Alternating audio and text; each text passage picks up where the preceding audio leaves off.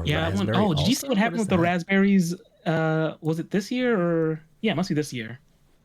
Um, that Bruce Willis got nominated for like everything. Oh yeah, No, because they're only really? making shitty movies now. he got Oh, a he got Razzie. Okay, nominated now for I get like the eight raspberry different thing. movies. Huh? He got nominated for like 8 different movies that came out last year.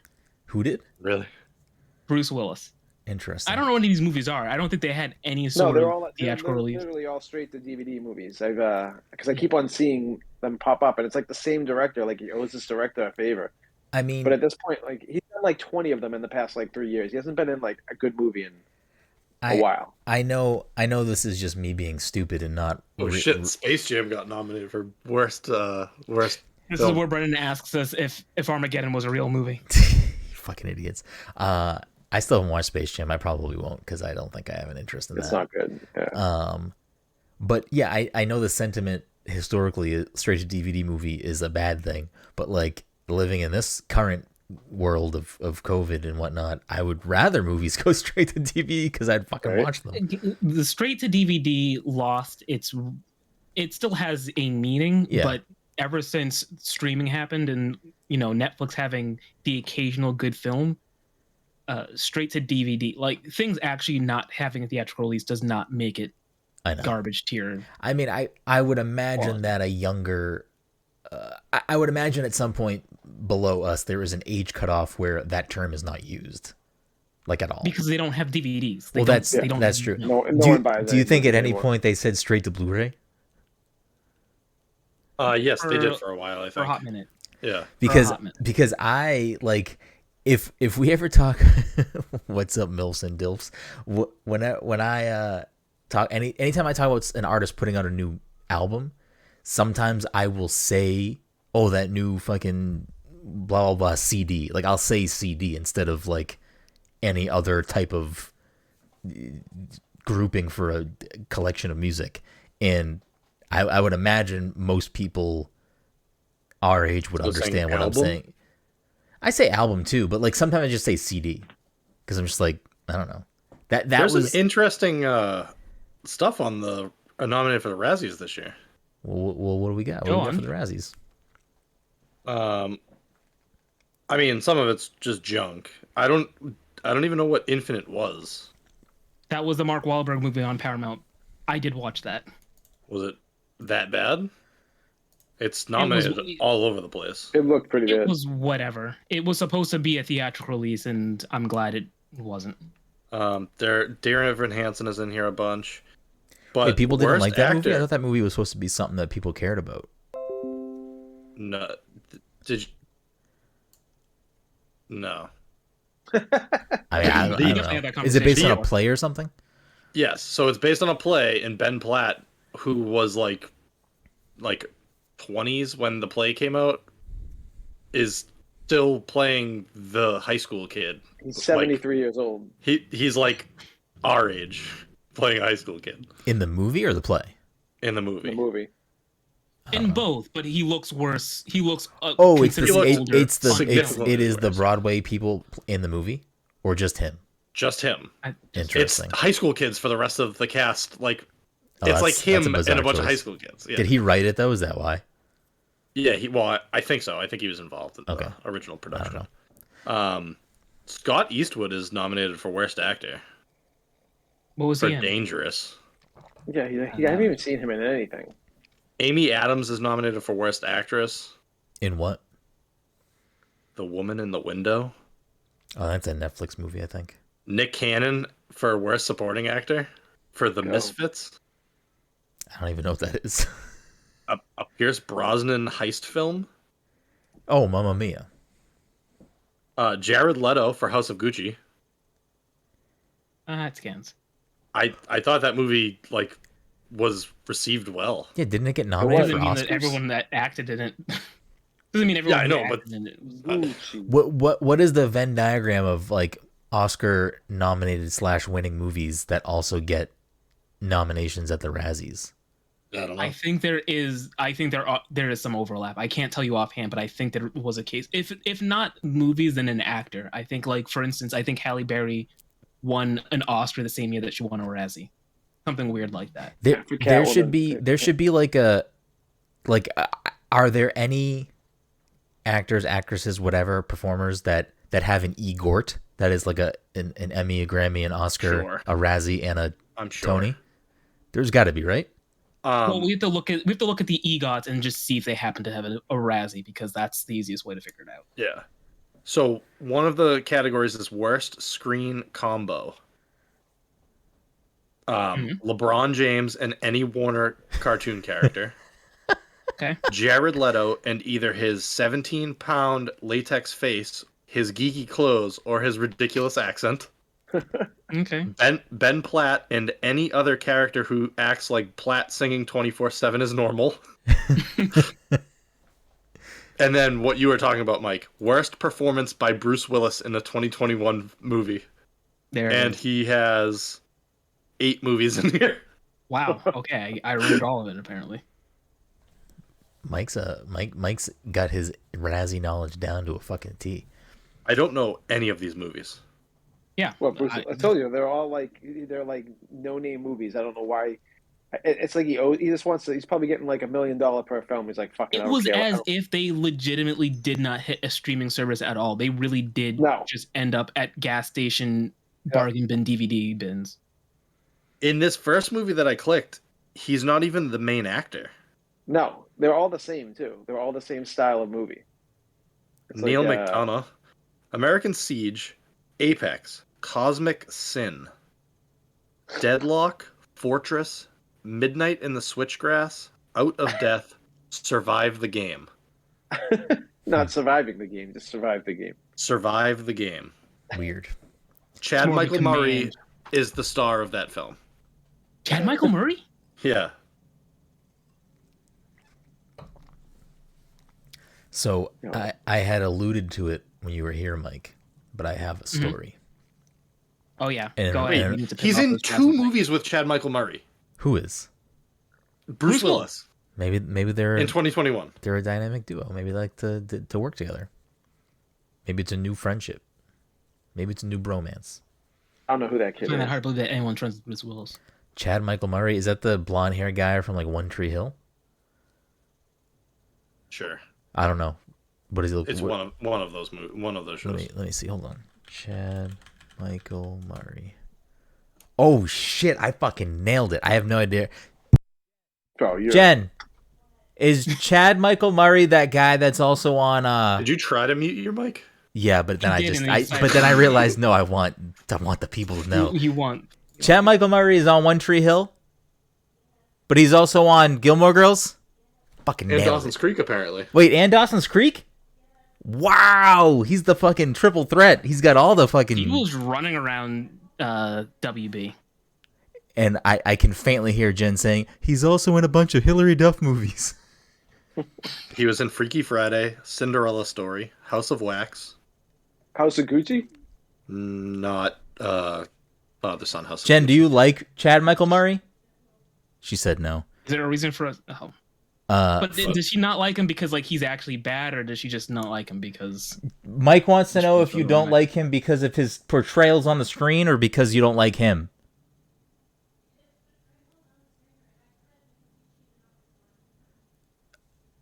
She said his portrayals on screen are accurate because he cheated on his wife in real life. Okay, so it was. She's saying more things. It's I can't hear her. Vendetta against. It's a personal. He was also in Freaky Friday. I don't know if Dom said that. Todd loves that movie. That's Todd's favorite fucking movie. It's his favorite body swap movie. All right, so this is Chad Michael Murray hour. So, do you think we could do a whole hour on Chad Michael Murray? I don't want to. I'm sure we could. Let me look at his filmography. Here we go.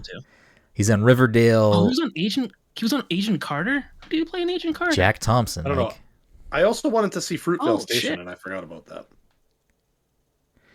The Ryan Coogler, Michael B. Jordan movie. Jen's giving me the lowdown now. His wife was Sophia Bush from One Tree Hill. He cheated on her with a very young lady. Oh, all right. We're not doing an hour on Chad Michael Murray. This doesn't say anything about him cheating on her. It says that they got an annulment because she cited fraud. Yeah, I don't listen. I'm not a Chad Michael Murray enthusiast. He lauded his love for her. Yeah, I don't know. Obviously, he did play Ted Bundy. Last year. He is the original Chad though. Like I don't know another Chad, like another famous Chad. What did he play Ted Bundy in? Ted Bundy, American Boogeyman. Did we get more than one Ted Bundy movie last year? More than one Ted Bundy. Yikes! I'm not surprised. Didn't Charlito Copley play a Ted Bundy recently too, or didn't Zac Efron play Ted Bundy? Zac Efron did for sure. Who's to say? It's a deep impact Armageddon all over again. Everyone was all right. So we got No Man of God, played by Luke Kirby. We got Ted Bundy, American Boogeyman, played by Chad Michael Murray. We got Extremely Wicked, Shockingly Evil and Vile, played by Zac Efron, and those are all in the last 3 years. What is the people's obsession with this? Yeah, what is going on here? Is there Ted Bundy was like a good looking dude that like women like love. Any relation to Al Bundy? 4 touchdowns in one game. So to get back to the story that Mike is very eager to hear about. Go for it. And Mike, I thought about this after you left. There's actually a like full circle moment here in the story involving you. I don't like when I'm involved in your stories. So, I mean, inadvertently, it's not your fault. So the part that I don't want to make a joke about or not laugh at is that like Navi is definitely an older cat now. And I think I may have mentioned it on the podcast before, maybe not. But like she is like very well kept, like very clean, very, very like not messy in any way. Like she's just a very well kept, like doesn't fuck around type of cat. But she likes to chew on plastic. I don't know if your cats also have this problem, Mike, or have had these problems. Plastic, no. I think they do tear up like paper bags every once in a while, and Caesar does he bites at my hair. Or he doesn't do it as much anymore, but he used to like actually bite at my hair. So I think part of it is like cats clearly like crinkle noises. Like there's plenty of things you can buy your cat that like crinkles for them. So I think it's part the noise, but also I don't know why she will chew on plastic and swallow it. And this is something she's always done. And I usually just, as like a general rule of living, I try to keep like, I don't leave anything that she could eat plastic wise out ever. Like if I go to the store and they give us a plastic bag, like the bag immediately like gets emptied and put, in storage or whatever. Like I don't leave plastic out in any way. But she gets creative, and like if she thinks it's time to eat breakfast and maybe it's not actually time for her to eat breakfast, she will be like, okay, I know how to get them out of bed. I'm going to go chew on the shower curtain because it's plastic. And because it's like I'm assuming it's just a conditioned response to her is if I hear her chewing on plastic, I immediately stop what I'm doing and go stop her from doing that. Because if she chews on plastics and swallows it, usually she will at some point shortly after throw up because she fucking ate plastic. But I think this also plays into this. She sometimes, again, like never has like going to the bathroom problems, but like lately since we've lived here, there have been a few different times where like she has had like she has taken poop with her out of the litter box. And I'm assuming sometimes it's like maybe there's plastic stuck down there and that's causing an issue, whatever.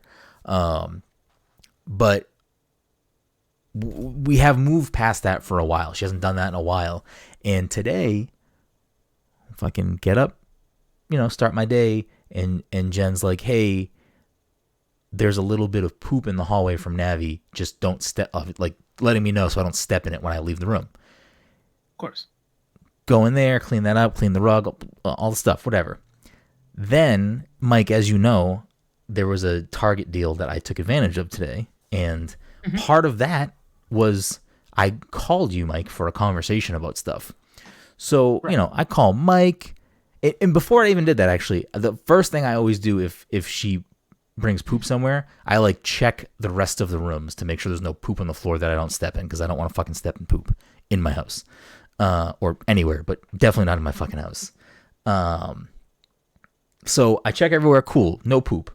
Awesome. Let's call Mike. Let's fucking talk about video games. sit down in my office chair. We're talking about Switch games, blah, blah, blah. I'm sitting on my couch talking about fucking whatever. And then we go. And I'm sitting there. And again, I'm in my office. And I'm like, sometimes it does smell like poop in here because the litter box is here. And if she takes a fresh shit, it's going to smell like shit. So I'm just assuming, oh, she clearly pooped this morning because there was fucking poop in the hallway. So I'm just sitting there, whatever. I get up from the couch and I go to sit back in my fucking office chair and there's fucking poop in my chair. I sat and fucking pooped this morning. Oh, you sat? Are you sure it wasn't your own poop? It was not my own poop. Okay. But I was like so mad because like of all like, yeah, it's on the floor, you know, like dogs do it too. Like they like do that like scoot. If they like have poop stuck, they like rub their butt on the ground. Had time to sink into your chair. And trust me, I sanitized the shit. I cleaned this chair so aggressively today to the point where I made Jen smell the chair. And then right before you showed up, Mike, right before you showed up tonight, I went downstairs because I was sitting in the chair for a while, and I was like, Jen, can you just like smell my shorts? Smell my butt. And just like, smell my butt. Just like, yeah, smell my butt. I mean, yes, but can you just smell and like make sure that like I'm just not smelling it because I've been in here, that like it does, I don't smell, like the chair doesn't smell anymore. And as soon as she did that, I was like, it'd be really weird if Mike was happening to walk up the porch and you're just like sniffing my butt. And shortly after that, you walked on the fucking porch. Anyway, there's the story. In fairness, I don't think I've ever tried looking through your front door when you have it open like that. So I don't know if I would have been able to see it. I guess I could have if I like literally walked up and, you know, really peeked in there. Mm-hmm. Normally it's just like dark and silhouettes. But now I know in the future, if I ever walk up like that, I should make sure to catch Jen sniffing your butt. Oh, so you do want to spy. Now you want to get a little peeping now I'm Tom. Curious because I'm wondering what other weird events happen. Do you really want to know, Mike? Like, do you really want to know?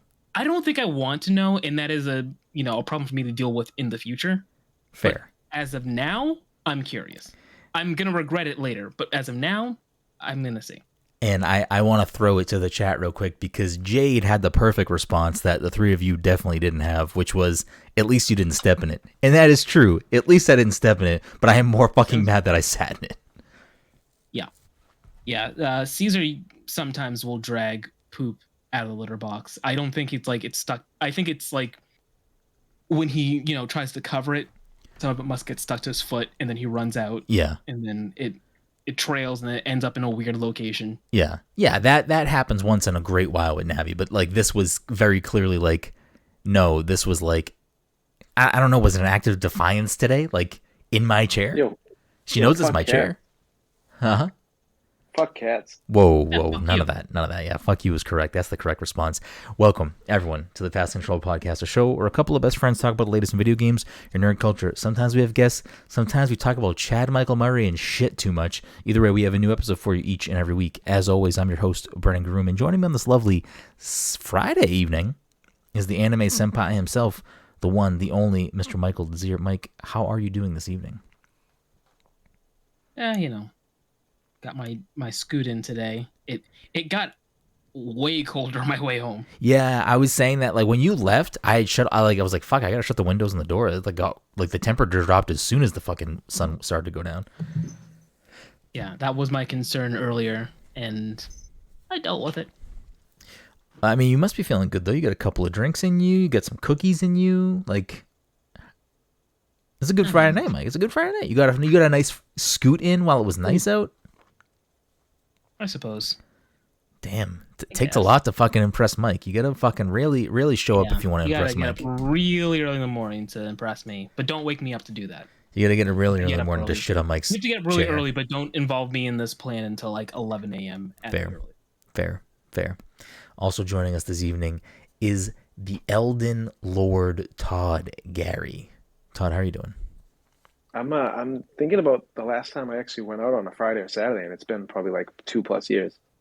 I mean, it's easily been at least more than 2 years because you haven't really done anything during COVID. Like, just the idea of even like going out on a Friday, Saturday is like weird at this point. This has been like, I feel like this has been our life forever now. Yeah, kids made it tough. It is definitely hard to like sometimes I think about what life was like before all of this, and I kind of like can't remember anymore. Like I don't know. Like I'm not gonna lie, Mike. I don't know if I look or feel weird when you came here, but like I feel very uncomfortable in regards to like I don't know how to act around humans now. Brenden, you had your girlfriend sniff your ass 5 minutes before I showed up. Like you don't know what's going on anymore. Your life is all sorts of messed up. Fair. Okay, fair. I like how you, I guess, protected Jen's name there, and like, but yeah, I mean, it's one thing for you to have your butt sniffed. It's another thing to be the butt sniffer. Butt sniffer. Anyways, rounding us out this evening is the Disney Daddy, the Encanto Emperor, the turning red radical dude, Dominic 40. I don't know what the fuck's going on. How are you doing, Dom? Hey yo. Let's talk about this headset right now. I know my no shit. earpods aren't working. I figured. They work on my phone, but they don't work on the laptop right now for some reason. Dom's fucking real gamer hours right now. He said fucking get good, scrubs. Is that the new headset you've been using when we play video games? No, this is the Zelda one. Oh, nice. Not working. No, you can see it. I don't even know where the fucking logo is. No, it was on the other side. Well, the Z was on the other side. I saw a Z. Yeah. I figured it stood for Zelda or Zebra. Yeah, Dom's got that dope zebra headset. Yeah. Before we get into it tonight, a couple of housekeeping things. This episode of the Pass Control Podcast is sponsored by our good friends at Goodnight Fatty. If you're in the Salem, Massachusetts area, or on a Friday, Saturday, Sunday evening, you want yourself something hot, something sweet, something tasty, something fresh out of the oven, you can do just like Mike did and scoot on down to 1 Washington Square tonight and get yourself a delicious fatty. And if you're unaware of what a fatty is, you can check them out on social media at Goodnight Fatty and educate yourself on these tasty, tasty treats. And let me tell you, if you're like me and you want a little pick-me-up in the morning on a Sunday, they got you covered. Check them out at Good Morning Chubby. Couple other things. I recently did an episode on Super Mario Bros. 3 for a friend of the program, Matt, DJ Stormageddon, one of his shows, which is Side Quests, which is a part of their Fun and Games podcast. So check that out. It's me gushing about Super Mario Bros. 3, arguably the best Mario game. I think I'd still, at this point, say 3D World is like the best Mario game, but Mario Bros. 3 is definitely up there. Top 3 for me, for sure. Yeah, definitely. But yeah, so check that out over there. Show them some love. You can find that on your podcast service of choice by searching for Fun and Games Podcast or Side Quests. Good stuff. And then the last bit of things, I played through the first hour of Tunic. So that'll be up probably this weekend on our YouTube channel. And I have a few other things cooking in the tank right now that we'll get to at a later time. And the last thing being, we are almost at the end of the month, and the PTC Movie Club pick for March was Todd's pick, and it was Gross Point Blank. So if you want to hear us talk about Gross Point Blank for an hour or so, you can watch that movie this month and look forward to that episode to drop sometime towards the end of March, where we will then reveal the next pick, which I believe is Mike's pick. So be on the lookout. You know what? Last bit of housekeeping is, I don't know, if you're listening to this show right now, like if you're here right now, 23 or so minutes into this show, you listen to us talk about poop for far too long, leave us a review. Follow us on social media at Pass Controller. Follow us on Twitch at twitch.tv/PassController. Buy some merch from the store. I don't do one of any of those things, or do multiples. It doesn't matter. But do something. Let us know you exist. Get in there, Mike. Get in there. No, I was going to say, can I say, if you're choosing to review after the 23 minutes of poop thing, either don't or listen to the full episode and then decide. I have already gotten a few texts of people that have stopped listening to us because of the cat poop. You're such a liar. Yeah. You're such a liar. No, that's facts. Good thing. Yeah. What? Who? We can talk about I it want later. names. We have actually lost viewers. I was not lying. Yeah.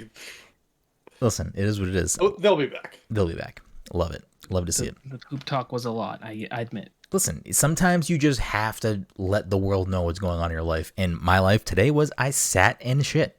That's just reality. Like, Brenden saw me earlier and opted not to tell me that because he's like, I should save this and tell it to more people at the same time. Mike, you think I have shame on what happens in my life? Like that should be, you should know by now. You should, but no. You don't. Well, so here's the thing. Like you, I don't know if it's still the bio on your Twitter where it says like everything I tweet brings my family great shame.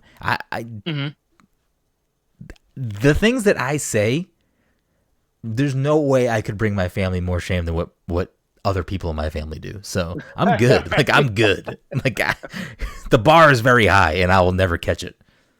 And not that I want to catch it.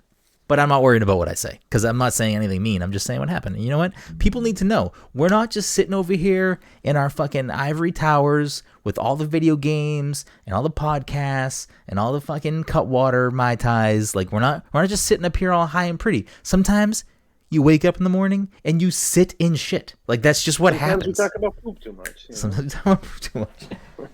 Oh shit! Now that I'm thinking about it, that conversation with me happened like in the middle of the day, and I didn't see you until several hours later. So like several hours later, you're still like, my ass smell like poop right now?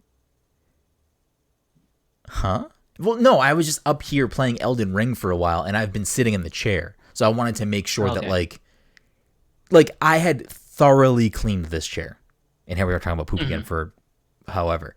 But I had like thoroughly cleaned this chair, but I'm a germaphobe, so I'm like, does this fuck? Do I need to buy a new chair now? Like, what's the deal here? We just lost more followers. To pivot again, I don't think you have any plans for anything to talk about in this episode, so I feel comfortable doing this. Have you recently rewatched the episode of Seinfeld where he drops his girlfriend's toothbrush in the toilet and like he freaks out about the rest of the episode? I mean, I rewatched all of Seinfeld, so like within the last couple months, yes, I know that episode. I believe it's the girl from Sex and the City that plays that character. I didn't watch. It is. Okay. I'm pretty sure it is. Yeah. Not like Sarika. Not that character. Sarika? Yeah, not Sarika. Jory Costanza. Yeah, Jory I want Costanza. you to use that name now. It's Sarika. I think I'm gonna name my daughter that. It's Sarika. It's not Kim Cattrall. It's not Miranda, which I believe is Kim Cattrall. It's not the redhead lawyer.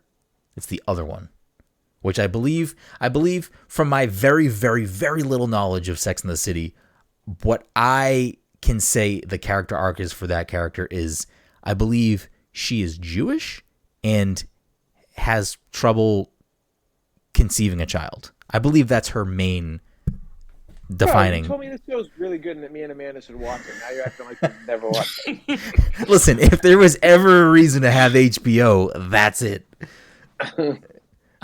Yeah, I don't know anything about Sex and the City. I think I might have seen an episode once when I was the main character married a guy named Mr. Big, and when they brought the show back, he died on the Peloton.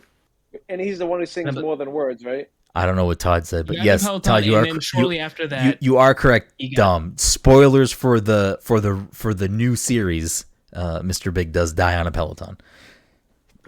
Hold on. And again, and then he lost information I know because Jen watches the show, and it is on in my house. Jen watches the show. I don't watch the show. I don't. But anyway, I believe her main character is that she can't conceive a child. And it was a whole thing for several seasons, and it was very tragic. Well, so Sex and the City repeats are always on fucking like the E network.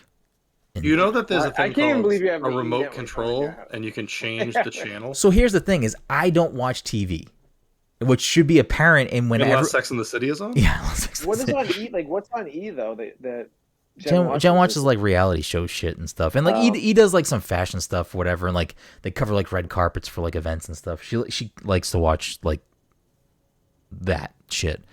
I don't watch TV though, but if I spend time downstairs and she's watching TV, I will be like on my Switch or currently on my Vita, but we'll talk about that in a second. I'll be like on my Switch, so I'll be like in the room and I can hear it in the background or like look up and see stuff, so like I can ingest some of that media, even though I'm not doing it. But I'm not changing the channel because I'm not fucking. TV doesn't. TV for me is two things. It's in bed at night when I can't sleep or when I need noise, I'll put on Community, Seinfeld. Not The Office anymore, because ever since I went to Peacock, I'm all set. Peacock sucks. Peacock sucks. I want to see your Peacock. Do you say now? I'm curious. Yes, I got an answer for you, but ask the question. So, do you just not like Peacock because it sucks, or because of like a different thing? Because by default, because you have Comcast, I have it. You do have Peacock. So here is my experience with Peacock. It is clunky and slow as shit. So like, I just don't want to deal with Peacock. It's just not a good service. Like, in my experience, that is why fuck Peacock. I don't care that the show is over there because you fucked a Peacock. This is quite arguably the worst episode we've had in a long time, and I did have topics, Mike, but we're just fucking too far gone. This series of podcasts is just a race to the bottom. We're just looking for the absolute worst content we could put out. People still want to come on this show. Developers and publishers want to come on the show. Those people, these people have not listened to the episode. They have not listened to Todd make ejaculation jokes. They don't know what they're trying to get into. Oh shit! I can watch "Marry Me" on Peacock right now. Fucking best app ever. Whoa! Okay, hold on. Let me check my Peacock app. Isn't that also? Just so you know, I just re-downloaded Peacock on my phone, and Quibi was right next to it. Oh shit! I can't believe they haven't taken that app away from me yet. Gone too soon. I think I deleted it from my phone. I think I deleted it before I ever used it. But as I was gonna say, people still want to come on the show for some reason. Developers and publishers still want to give us codes to games for some reason to talk about them. Like, does Atlas really want me to segue from all of this weird cat poop stories and like Sex in the City talk to talking about how I feel about Persona 4 Arena Ultimax? Like, is that the transition we need? Is like that what we're trying to do here? Or oh shit, Cats is on Peacock. I could pick that for my next. Please don't. Movie? Oh musical. No! You guys would have to watch Cats, and you would have to use the Peacock app. I mean, I might. Oh, hold on a second. They have some of the Bring It On sequels. Let's see if they have the original Bring It On though. Sapphire J in the chat says, honestly, after 304 episodes, cat poop is one of the least offensive things going on here. Honestly, we've had worse episodes. We've had worse topics. They only have two weird, like, to go back to what we talked about before, straight to DVD sequels. Bring It On, All or Nothing, or Bring It On Again. Why do you care about Bring It On? Why do you care about straight to DVD sequels, Mike? Didn't we already talk about straight to? I don't know why. Honestly, Bruce Willis made a lot of straight. Watching Bring It On was a very weird experience for me. Like, back in the day or now? Bring It On Again and Bring It On All or Nothing. Okay. Wait, Mike, back in the day watching Bring It On or watching it now? Back in the day. Do you want to elaborate or do you want to keep that in your... I went to go see Bring It On with my sisters and their mom. I don't know where my dad was. I don't know. Maybe he was working. I don't know. I went to go see it with them and like we walked in. The first time. We walked in. The second time I just went on my own. Oh shit, Mike, is Bring It On your A Walk to Remember? We walked in, and it was like a locker room scene with all these girls, and I was like, "This is too sexually charged for my young 12-year-old mind to comprehend. To be hanging out with my sisters and their mother, like this is not the time." But the rest of the movie was it was a fine film. Like I liked it. Yeah, Eliza Dushku and I don't know who else is in it. Kirsten Dunst. Gabrielle Union. Gabrielle Union. I think that's where I saw my crush with Gabrielle Union.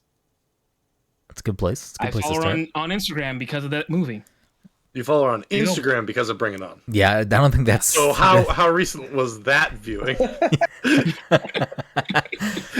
Ooh. No, it was just, I don't know what happened. Like, deflect, when Mike, I entered Instagram for the first time, I was just like, there she is. Let me just follow her and see what she's up to now.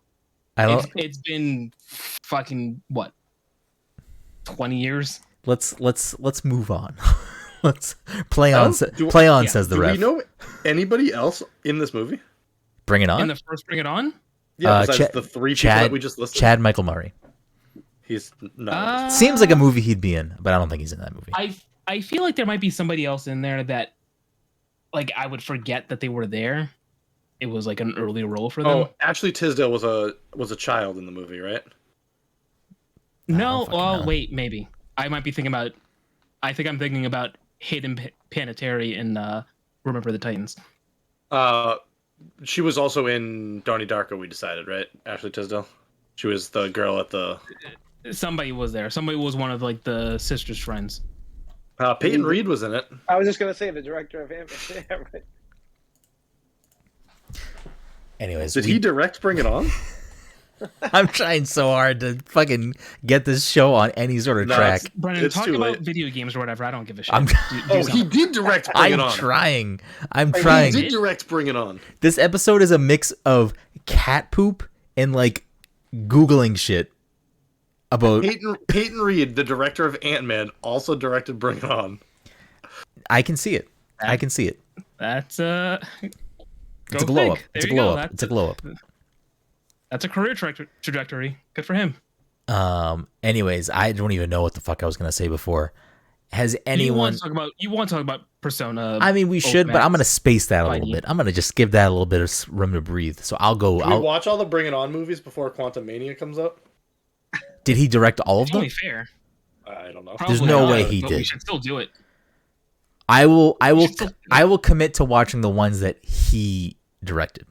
I kind of hope he directed them all now. I'm gonna be real fucking mad if he did, because there's like 7 of them. There's a lot of them. There's at least 4 of them. There is.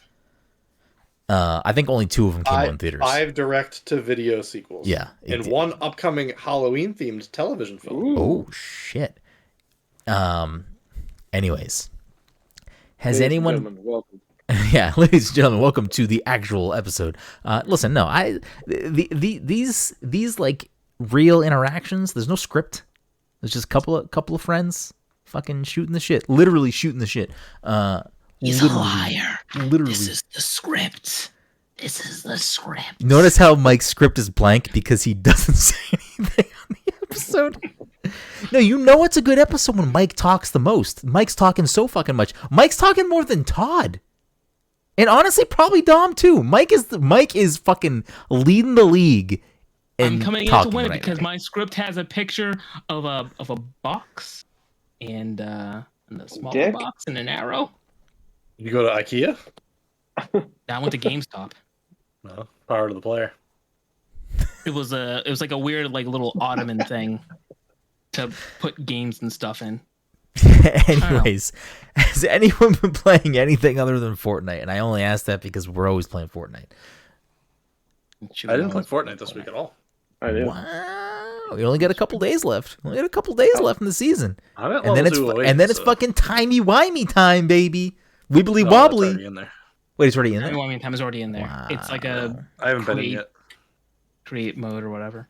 Yep.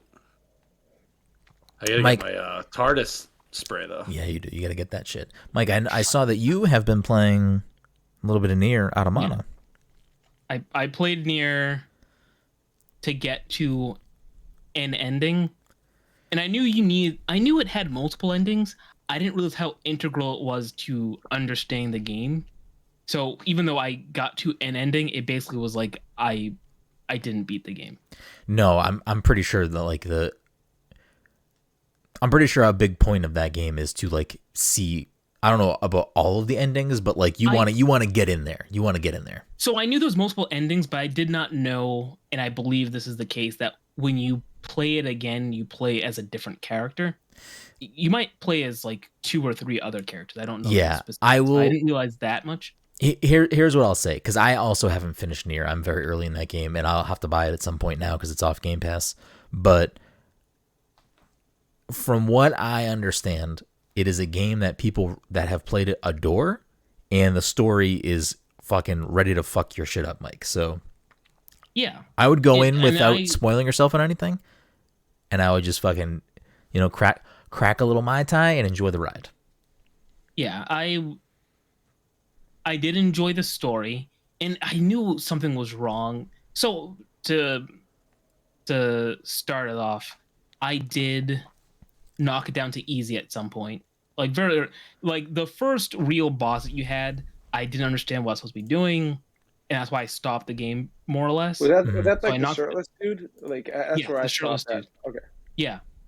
So I dropped down to easy, and then after that I breezed through it to the point where like I didn't really get that I was burning through levels. But then after understanding that the game has multiple endings that you really have to play through to really complete the game, it made a little bit more sense. But like I got through it super quick after dropping on easy. But I did enjoy it, I think. So I want to see the rest of it. Yeah, it's funny you said that, Mike, because actually, friend of the show, Jesse Vitelli, him and I were having a conversation either this morning or last night, sparked by him, but it's a feeling that I've had for a while, whereas, like, so he played through Elden Ring, which is a very difficult game. It's a FromSoft game, so obviously, you know, the difficulty is there. And he was reviewing it for Prima Games. So he had to, you know, get through that, whatever. But I do think he enjoyed that experience and whatnot. But he's right now playing through Strangers in Paradise, which is the new Final Fantasy game, which he basically said, like, he's playing through it, having a good time, but whenever, like, he hits a boss that's, like, ripping his shit or whatever, he just bumps the difficulty down because he just wants to, like, have a good time and get through it and enjoy it and, like, experience it. And it made me think of a thing that, like, is kind of in the back of my head a lot, but not something that I like fully accept. And I feel like now is the time where I'm going to fully accept that a little bit more, which is sometimes I just want to fucking get the story and like just experience the game. And I need to like, and I think more people need to do this, to be honest, but I think like you shouldn't feel bad about bumping the difficulty down. Like, I don't think I don't think the point of you saying that was you feeling like weird or negative or bad about that. Yeah, I don't feel necessarily bad, although you should feel bad.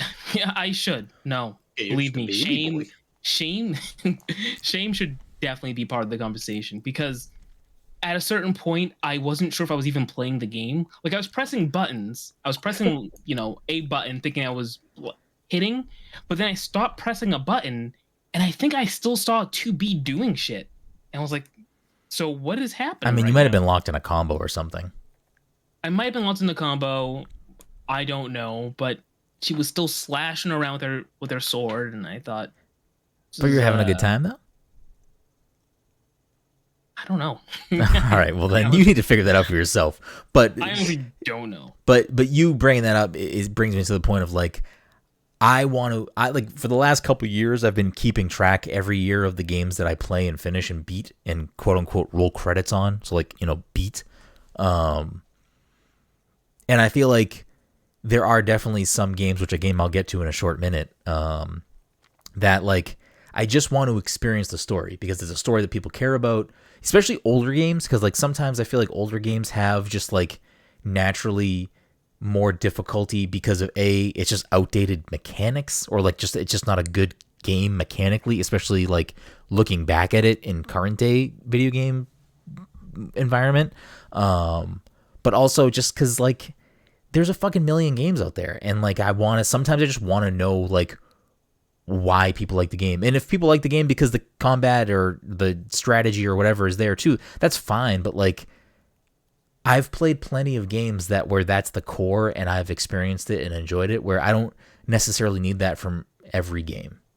And I think I would experience and finish, quite frankly, more games if I did that. And that's not like last year, Cam Hawkins, friend of the show, and I played through the Halo games on Legendary. And that was like a specific thing. Hey, we're going to put this on the hardest difficulty on purpose to punish ourselves. And that was fun for what it was. But like, I don't need to do that with every game. And I feel like sometimes in my brain, especially when it comes to Xbox because of achievements, I'll look at it and be like, oh, there's a 100-point achievement if I beat the game on the hardest difficulty. So I should probably play it on the hardest difficulty because I'll never play the game a second time. But realistically, I'll probably never finish the fucking game because I'm putting on expert from the beginning. So I'm going to be a little bit more like decisive, and like, this is a game where I want to just kind of chill more. But what were we going to say, Todd? No, I was going to say, if I really like a game, I want to play it on a higher difficulty so it lasts longer. That's like my mentality. Yeah, that makes sense like, too. Yeah. I think that's a healthy way to look at it. Games I really like that. Yeah. You know, like, I think that's a healthy way to approach it though. Like, cause like there are plenty of games that I probably wouldn't love, or maybe I don't know. I like looking at my shelf. There's definitely games where I have started and I put it on the highest difficulty, like DMC5 when that game came out is probably a perfect example. I probably played that on the highest difficulty, probably got stuck somewhere, and then just never went back to it. If I played that on a mid-level difficulty or even just bumped the difficulty down, I probably would have beat that game. And people fucking loved that game, and I fucking hated that game. So I don't know. I beat it and I don't give it. I still don't get the love for it. I mean, I guess that's also a different conversation, but I'm going to make more like definitive choices in certain games about, choosing my difficulty from the start, or which I think every game should have, but some games don't have this option, is like, you should be able to adjust the difficulty as you're playing if it has a difficulty like barometer. Like, I feel like most games you can do that. Most games do, but when I encounter a game that doesn't, it's fucking really annoying. Most recently was probably Ori and the Blind Forest. I think both the first game and the sequel, The Will of the Wisps, I think both of them, when you pick the difficulty, you're locked into that. And it was really fucking annoying in one of them. I forget which one, because I got really fucking hard stopped, and I was like, I really want to just fucking not play this game anymore, but I'm really enjoying it. I want to finish it, but I basically had to go grind, and I was like, I love this game, but like, come on, I don't want to like go fucking grind just to move on. That's like, that is not fun to me, especially when there's, again, a million fucking games. Time is limited. We're adults. We have other commitments and jobs and other things going on. Anyways, I'm happy to see you playing a new game, Mike. If you end up buying and continuing to play Nier, that'll probably push me to buy it and play it along with you, because I do want to play that game at some point, because there are a lot of people that put Automata and Replicant like up there as like, these games fucking rip and they're like very good. Yeah, if I can find it on sale, maybe, I don't know. And I feel bad because that thing's been on Game Pass for a while, forever, and it was just just by chance I saw that it was coming off of Game Pass, and I was like, oh shit, I need to play this game real quick. Mm-hmm. And if I had learned about it coming off of Game Pass a week before, I probably could have gotten at least 2 endings out of it, because I switched it to easy and was just, again, pressing a button, don't remember which button, and things were happening. So there were points where I was like, maybe I should just try playing this boss again with it bumped back to normal, just to see what an actual game plays like. Because after I switched it to after I switched it to easy, I barely took any damage. I never had it continue. I was just boop, boop, boop, boop, boop, boop, boop. Yeah. So that's all I got for you. What about you, Todd? You playing anything else, or just Elden Ring? Yeah, mostly just Elden Ring and a little bit of GTA next gen. How are you feeling about that? I know you were speaking highly of it. I would prefer if I had like people to play with on it, especially for like the online portion. Here it comes. What I bought not buying it. Here it comes. No. I'm not gonna. Is it crossplay or no? I don't know. I want to say no. I could be wrong though. Because I feel like most of the people that I know that play GTA Online play it on PlayStation. So, yeah. But I have no idea if it's crossplay.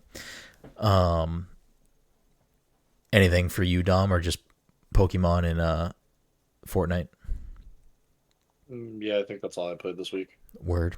So for me, I mean, Elden Ring, which is going to be a constant until I finish the game. That's kind of my main focus right now. I just want to kind of get through that so I can, if I keep playing it after I quote unquote roll credits, I will keep playing it. But I want to just kind of force myself to get through that. I am enjoying it. It's just it is not always an easy game to lock yourself into that mode.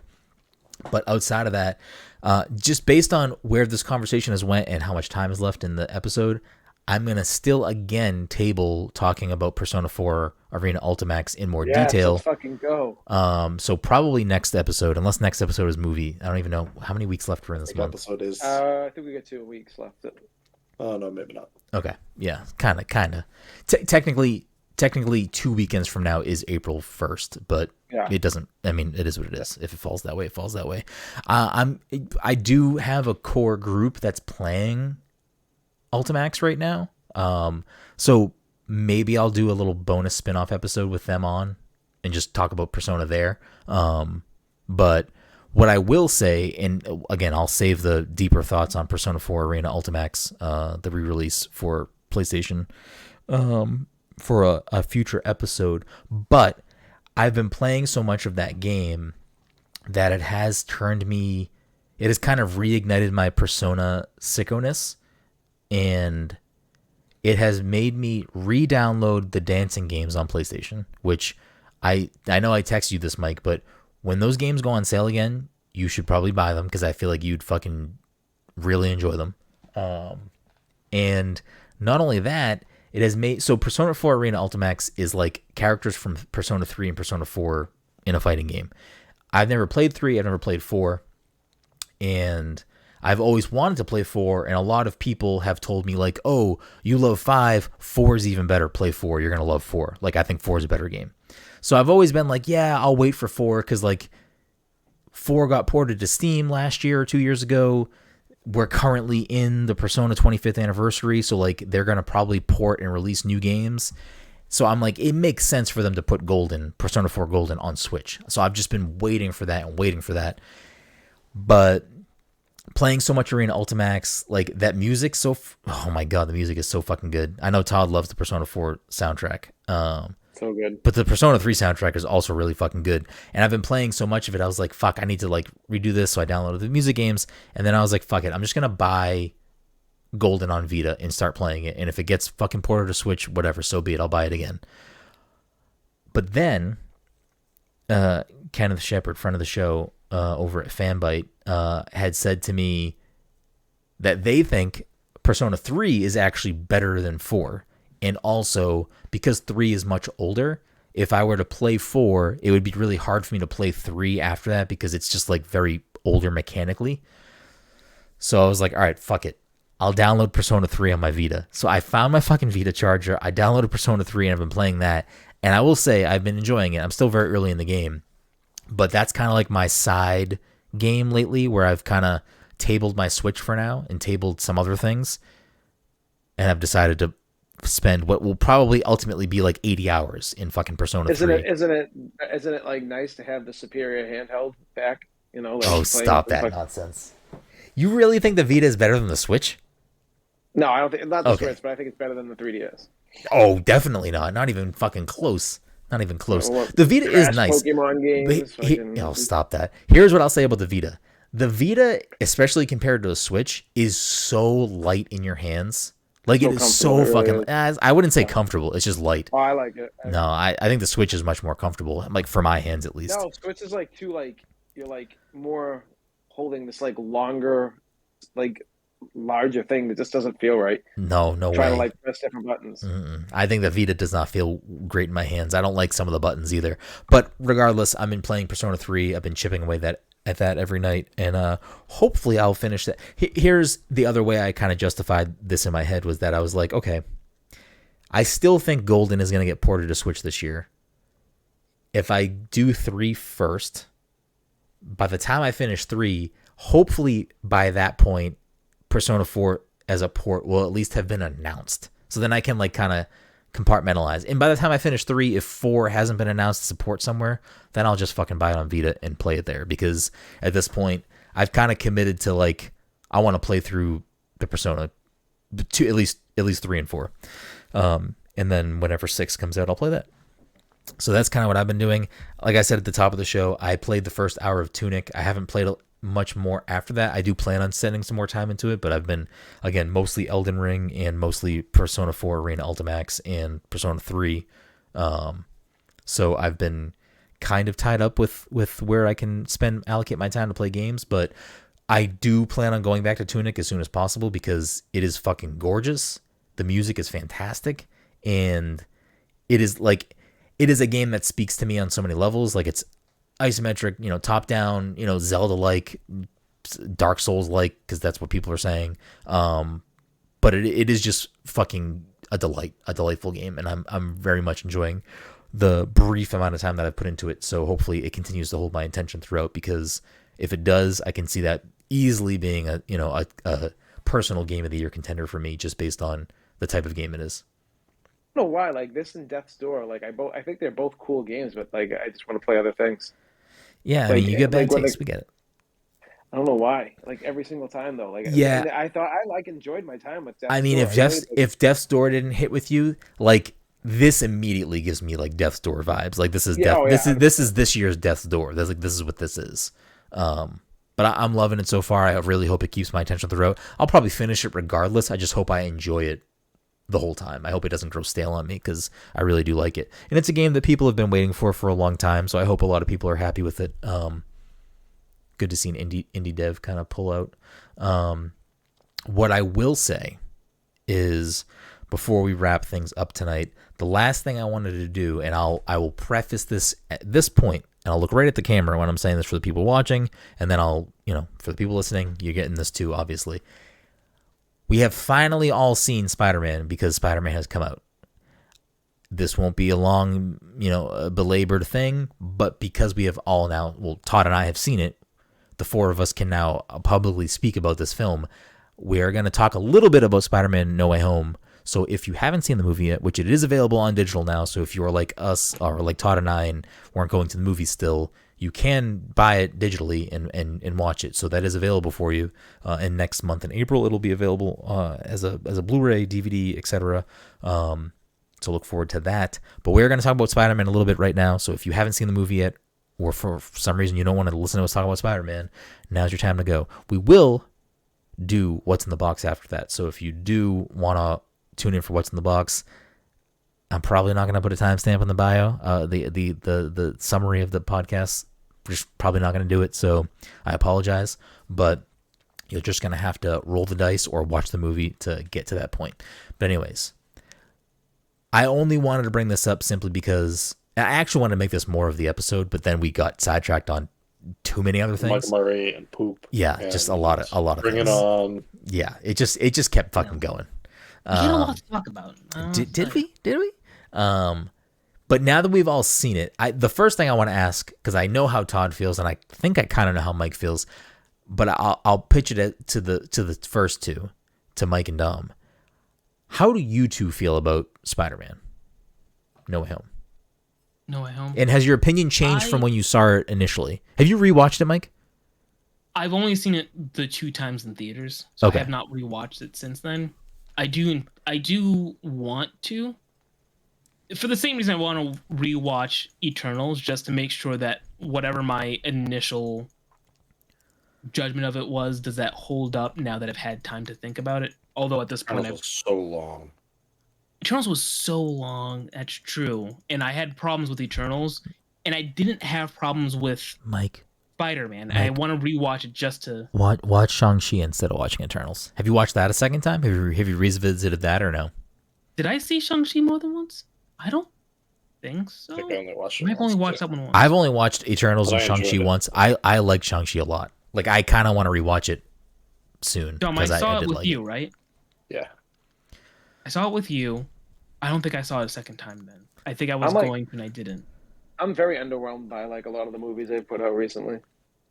So that's really been it. That's kind of an interesting topic. That's kind of what I wanted to get to at some point, was what Todd just brought up. I'm curious if, like, and Dom can maybe touch on this because Dom saw it in theaters when it came out and he rewatched it again recently. I'm curious if, like, for Todd and I's experience, like, we have to see... You definitely blew it by not going to see it in theaters. Yes. Yeah. Okay. All right. Because I was going to say, like, just with all three of them in general, not even just with Spider-Man, which I think Spider-Man would have been very special. But, like, yes, for sure. Not seeing Shang-Chi for... Go ahead, Mike. No, I was saying Spider-Man definitely had a... community environment. Yeah, there was like an audience. I don't remember. Did I see? We saw Endgame opening night together, right? Did we? Yes. And they were. Wait, which one did we see in Revere the early night? Was that Endgame or Infinity War? I think that was Endgame. No, it was Infinity War because that was when the guy was like, "Disney hates money. Disney hates money." The money. Yeah. I remember I'd rushed over there from. Wait, did the three of us not see Endgame together though? That doesn't seem right.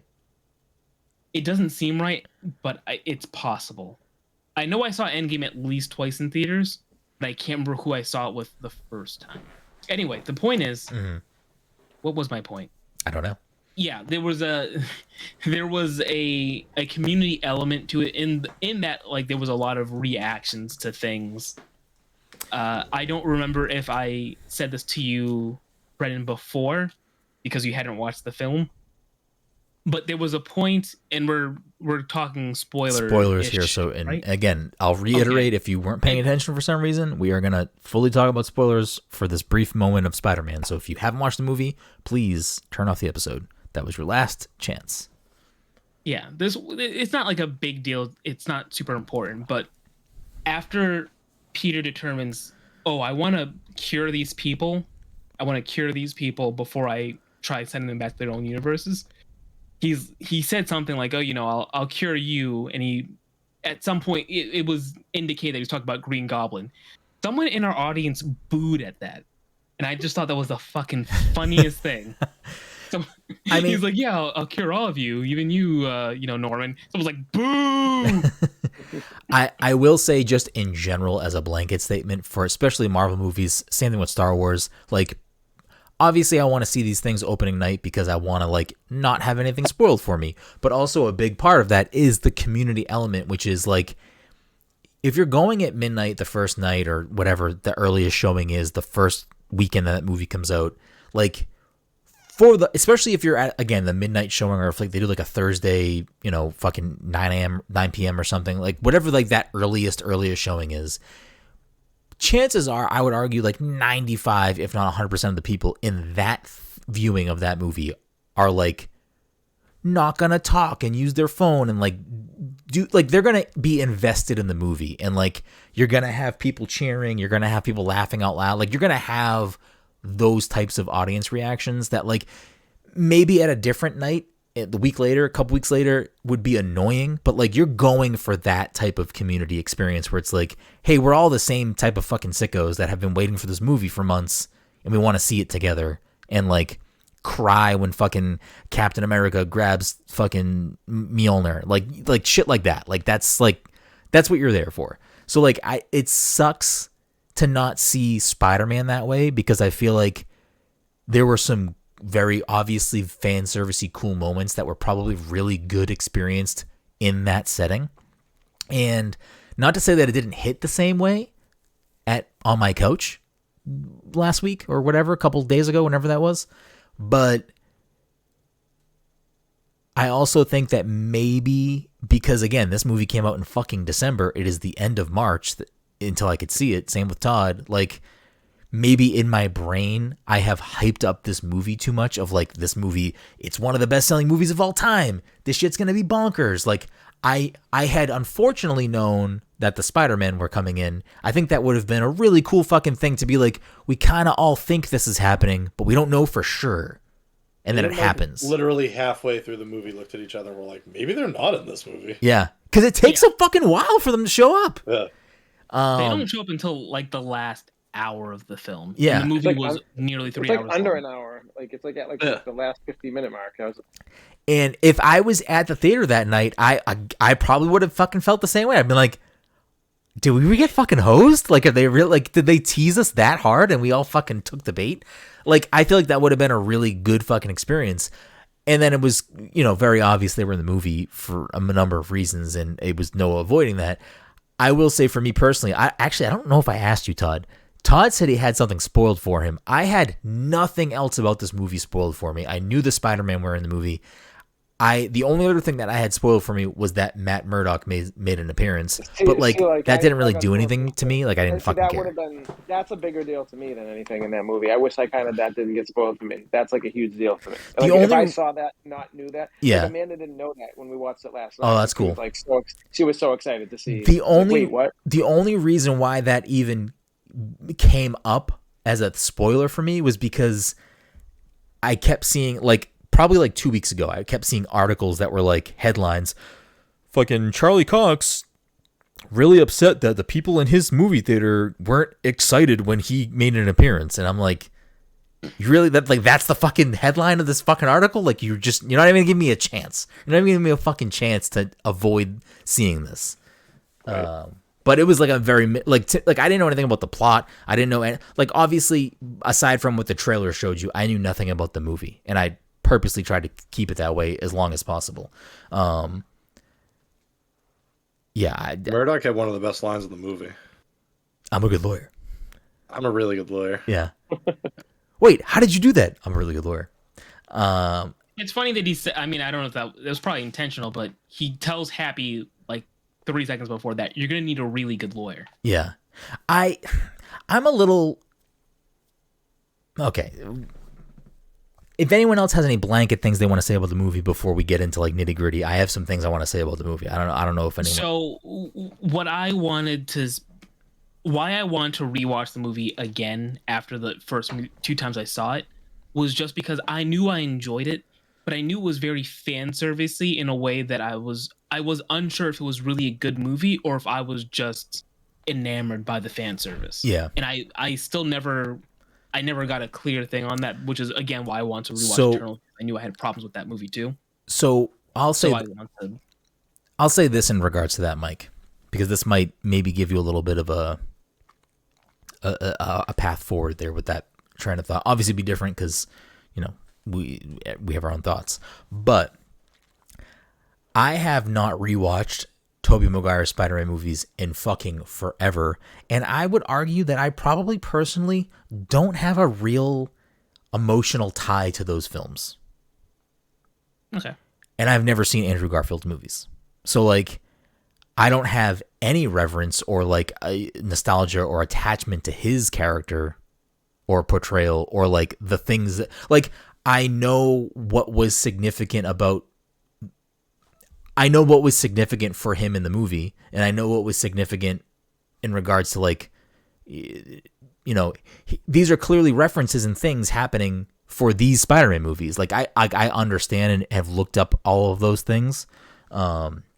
Like, each Spider-Man gets their kind of like, maybe not redemption, but like clearly Andrew Garfield's Spider-Man saving Zendaya is like his redemption, or like his like, I get to now save MJ because I feel like that save scene MJ. didn't hit. I don't think that scene hit that well.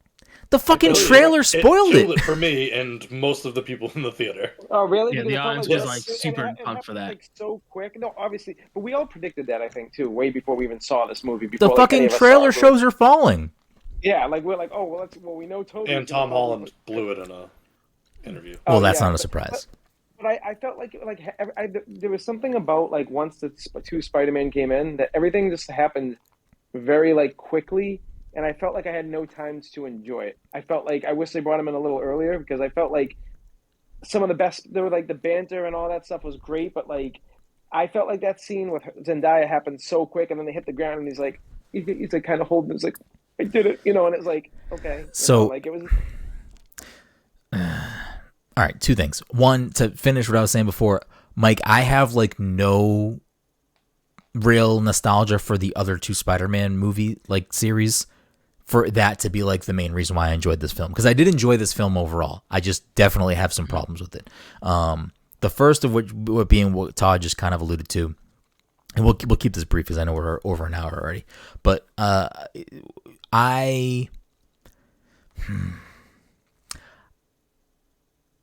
feel like they could have changed some things about the movie to pace it better, because I agree with Todd. A lot of things felt rushed, or felt like we're just cramming so much shit in here.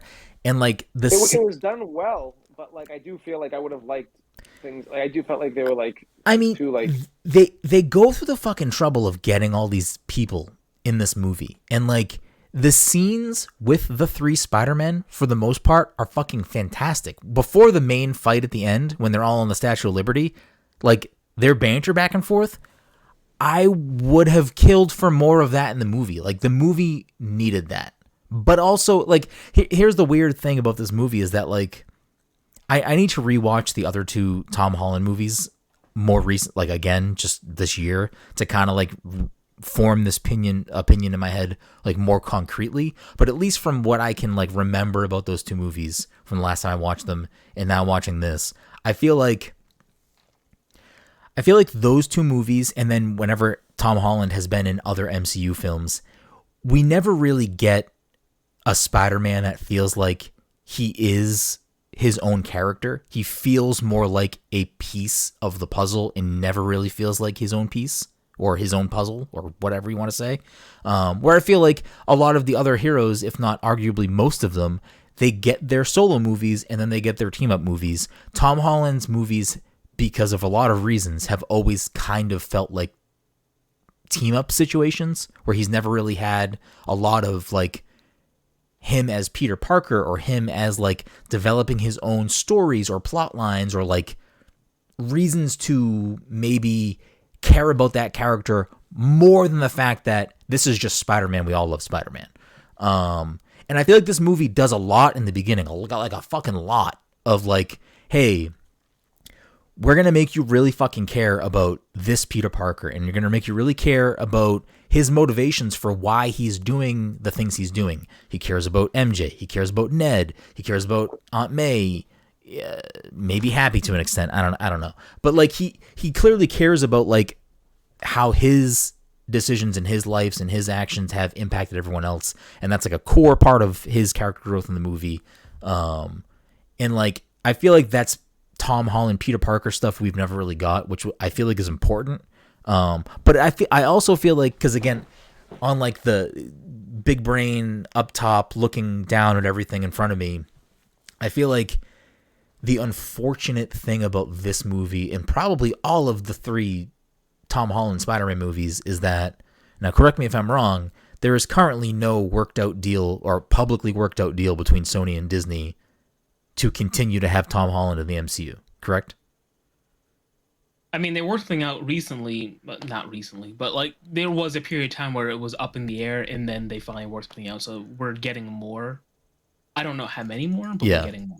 It just like, there was part of me that feels like the overall story and point of this film is like, yeah, we'll continue to introduce the multiverse for grander MCU purposes, but we're also going to take this moment to completely like negate Tom Holland plot-wise, so that way if there's an issue in the future, we have this MCU fucking armor of like, no, nobody knows who Peter Parker is. So like, yeah, Spider-Man exists, but like, if we never mention him or Peter Parker ever again, that's fine, because we created an entire fucking movie to erase him from the MCU for you know, again. They erased Peter Parker.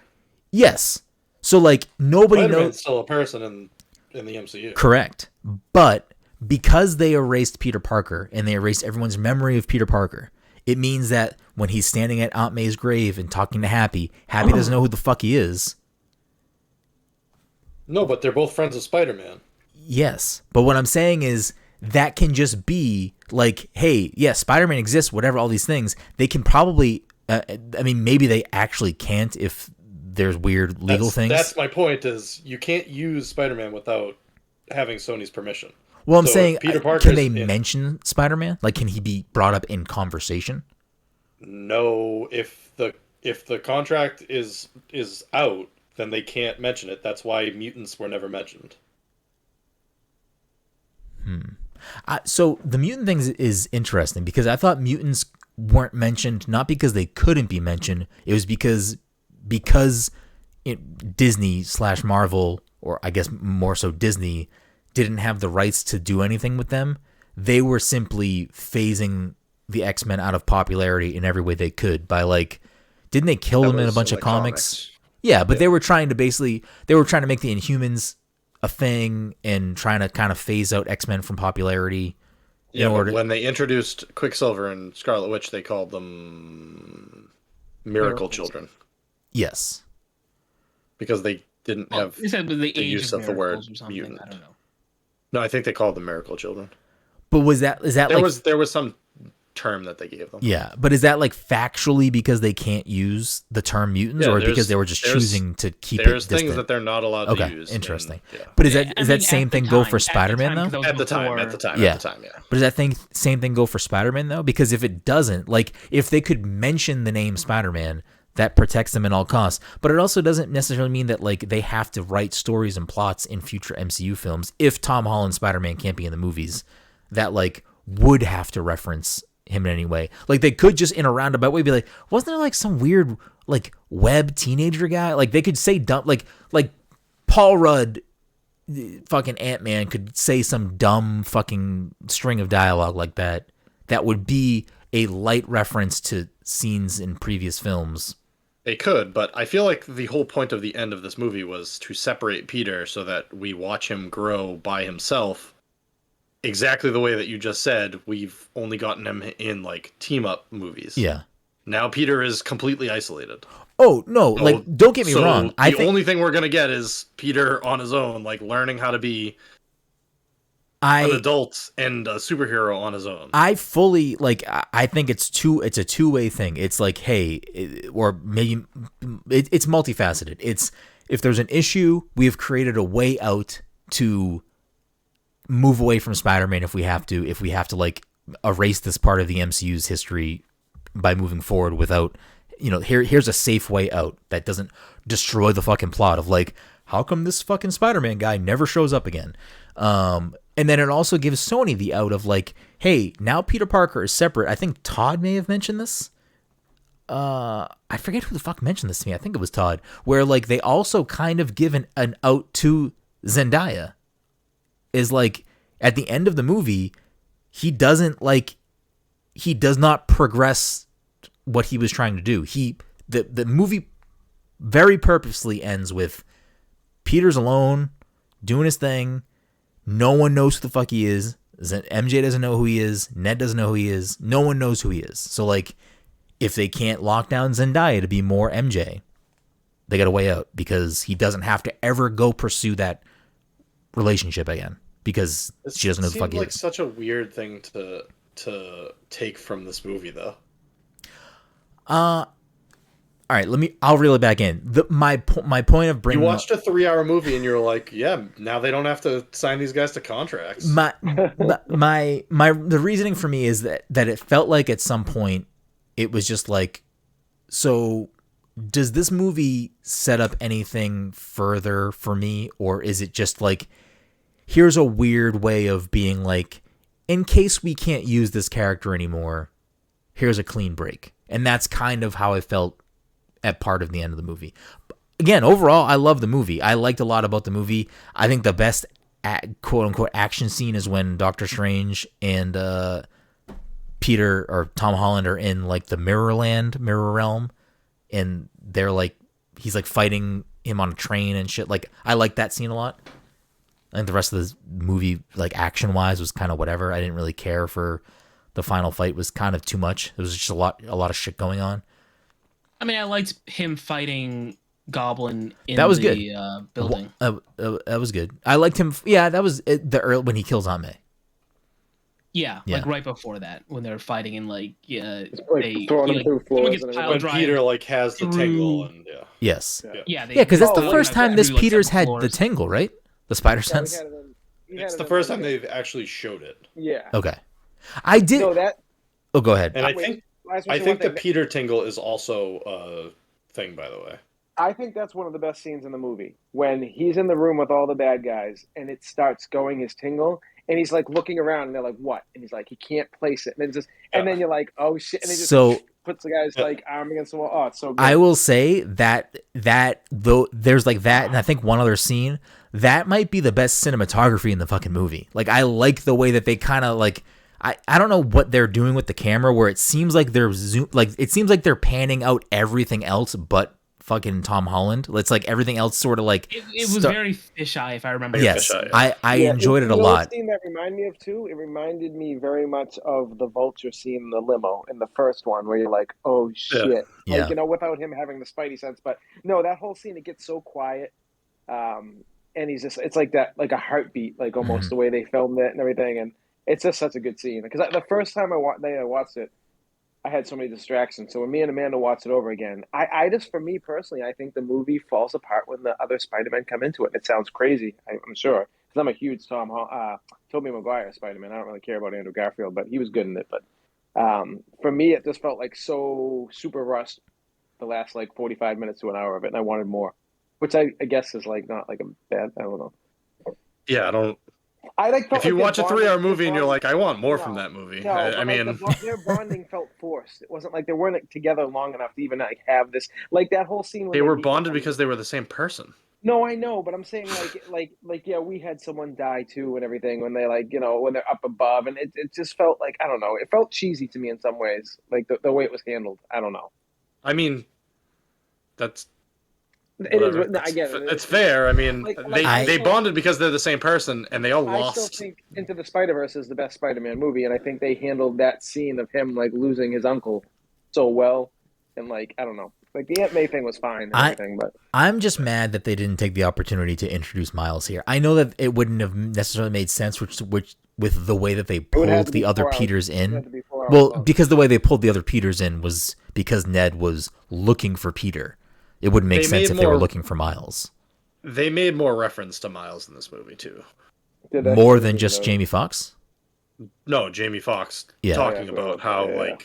I did like that scene. You're a Spider-Man from Brooklyn. I just assumed you'd be black. Yeah. That was a good scene. I liked that scene. It was a good scene. It does bring about one of the plot inconsistencies, was like, hey, we pulled in all these people that know Peter Parker is Spider-Man, so we pull in this one guy who does not know Peter Parker is Spider-Man. Who, Tom Hardy? No, that's its own separate thing. Which that doesn't make any fucking sense to me. That post-credit scene doesn't make any fucking sense to me. Why? Yeah, that's because why did Tom Hardy get pulled through? Because of Venom? Because Venom knows Peter? But does he know it's Peter? Yes. Oh, okay. Then I guess maybe that makes sense. But does it make sense? Wait, I'm confused. The implication that the symbiote has like is a multiversal creature.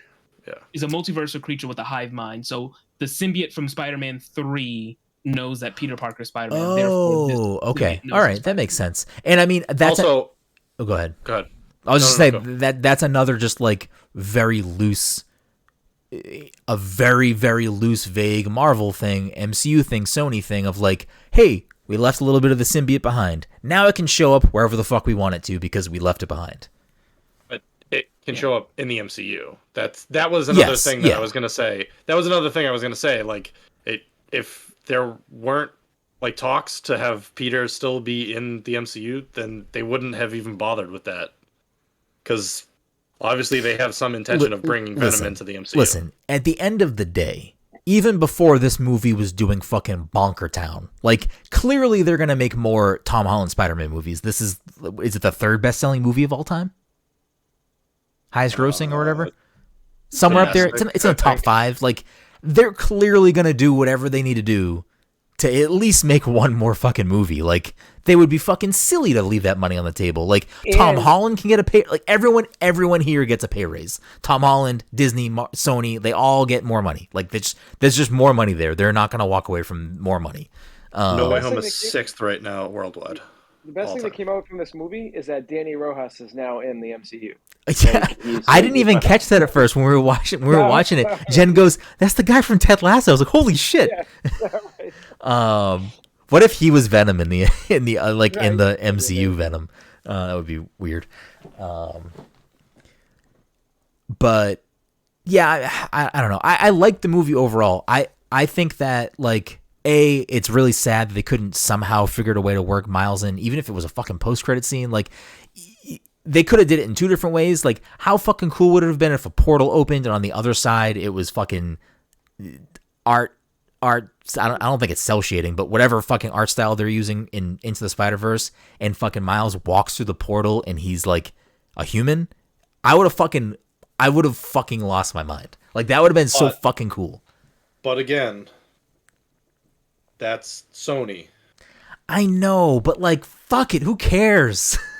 Sony does, because Sony wants Sony money. I know. Sony wants but they could have even just made a Miles. They could have just made a new Miles for this. And maybe that's a Sony thing, and they don't want the MCU. I think that does disservice to the Miles character, though. I feel like that's such an impactful character. Well, this is what I think. I would have loved to see him in the movie, but I think he needs his own movie. Listen, this is what the reality is, and I'll tell you right now. I'll say it now so that whenever this comes true in the future, we can pull back episode 305. If and when Sony and Disney stop making a deal to have Spider-Man intermingle into the MCU, when they decide to reboot live action Spider-Man, it will not be Peter, it will be Miles. That is just the future of Spider-Man for Sony. Like 100%. That's what they'll do. It's a good fail-safe. That's what they'll do. That is why we'll probably never see Miles in the MCU. Unless they work out a bigger deal that like encompasses more of Sony into the MCU, but I also don't think Disney really wants to do that, because the other thing I'll say is this, is that like, again, a lot of this stuff was written and planned before this movie performed the way it did, and now that Disney owns Fox and the X-Men again have been like downplayed outside of the movies because of Disney's ownership of Marvel and them wanting to not upplay the popularity of those characters, and now that they do own them, if and when, or even if not that, just at some point when they like fully introduce the X-Men, however that happens, we're getting teases in Doctor Strange, potentially other things, whatever. We're getting that cartoon X-Men 87 or whatever the fuck it's called. Is it called X-Men 87? Definitely that. 97? Yeah, I don't fucking 87. know. I don't fucking know. They clearly have what they're hoping is like a golden goose. Like, they got the fucking X-Men. They could ramp that shit up as soon as they need to. And like, that could be a real fucking big thing for the MCU if it becomes a little more X-Men focused.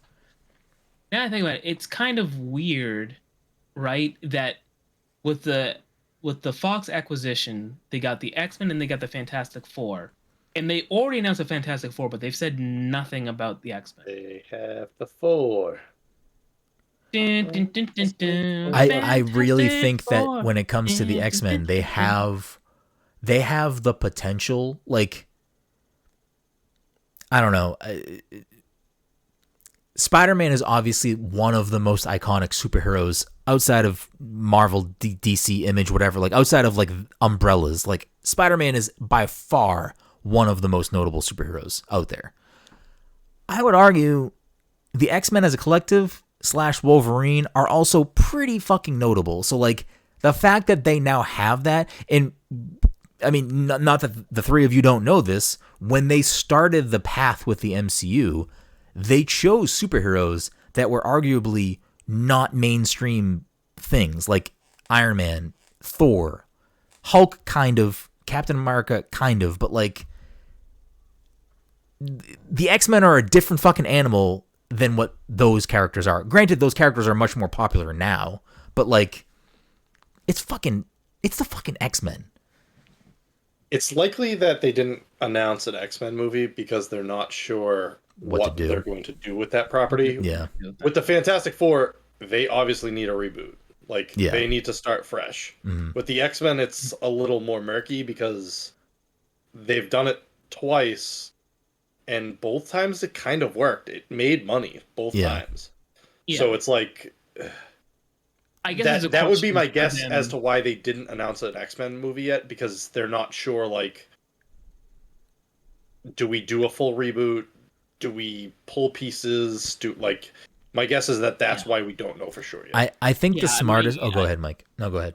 I was going to say, my guess in that regard is that since First Class was technically a prequel, because the implication is that these people... I'm not even going to bother trying to make a word for that. Despite the fact that we've gone through several decades with these characters, and they're all just the same age, they end up becoming the X-Men from the X-Men 2000 forward films. Yeah. Maybe they want to do more movies with these actors because, they kind of got them. And if we got more James McAvoy and Michael Fassbender, I wouldn't be upset about that. I think the rest I don't really care about. I think they're making a smart move with... I didn't hate what's his face as Beast. Yeah, he was Fraser. Nick Holt. Nickel. I thought Fraser was Beast. X-Men he is as an adult. The X-Men, I don't know what's going on. Listen. Okay. I think they're making a not terrible decision by what they're seemingly hinting at with Doctor Strange, the Multiverse of Madness, of like, let's bring in Patrick Stewart. If the rumors are true and we do get maybe Hugh Jackman in there as Wolverine, or not Hugh Jackman as Wolverine, Well, I've also heard Daniel Radcliffe is the new Wolverine, which I don't know. Give me Daniel Radcliffe as Wolverine all day. I've also heard, I don't know, the other people, but I don't matter. I don't think it's important. A terrible idea for them to like kind of just hint at the X-Men existing in the quote unquote MCU through those ways, and then like properly introducing them at a later date with like however they want to do that, with whatever cast they're trying to create around that. I think it's smart to just kind of build them into the MCU in some way. And I just think with the multiverse in general, it allows them to sort of reset the MCU however the fuck they want. And that's clearly an option for them to go forward, is to like, we can sort of do whatever the fuck we want now because we have brought this like plot hole loophole into the mix. And we're trying to make it a very understandable, quantifiable, crunchy, like something that a basic person going to see a blockbuster movie can understand. They have, or watching it on Disney Plus, they have like brought this concept in multiple ways. And I think we're going to continue to get that throughout the next few films of just like, we're going to normalize the idea of multiple universes, more versions of the same person that are played by different people. Like just to get the base ground person that's going to buy a fucking $20 popcorn and soda to watch this movie, who maybe doesn't watch Eternals and maybe doesn't watch whatever. Like, they're not watching every movie, but they need to be able to like maybe understand the through line of how these other things are now here. So I don't know. Who the fuck knows? But I think with the X-Men in general, they have like their next path forward of like, they could potentially build the MCU around the Young Avengers and the X-Men in the next grander scheme of things. You say gross. What do you mean? They've already established they're clearly going after Young Avengers. I mean, I know, but I'm saying like that's so unappealing to me. You love Kate Bishop. That's it. I think the trailer for Miss Marvel looks fantastic. Oh, I think it looks horrible. Oh, you're crazy. Miss Marvel was the best part of the Avengers game. I'm confused by Miss Marvel. Yeah, I am too. She doesn't even have her powers. It's like there's a lot of stuff they're ignoring with it. She clearly has powers in that trailer. What are you talking about? She doesn't have her powers. Her power, it's like what her She's character like is. growing her fist She at doesn't one have point. her powers. She has like Green Lantern powers, basically. She has like these She has powers, just not her. She has some sort of artifact. Me and Mike had this conversation. It seems like the current phase is that some celestial, some I don't know, astral, celestial, spatial, something dropped artifacts on Earth, and Shang-Chi has the rings, and Miss Marvel has whatever she has, and my guess is that we're going to get a group of heroes that have their powers from artifacts from space, and that's going to be like the next like Infinity Stones. But I don't hate that though. Like the movies have I not don't always hate it either, but that's not Miss Marvel's character. Yeah, but like the movies have not always stayed true to everything from the source material. Like they have definitely created a quote unquote MCU canon. Like there's definitely that's not even my problem with Miss Marvel. Why is she a Captain Marvel fan?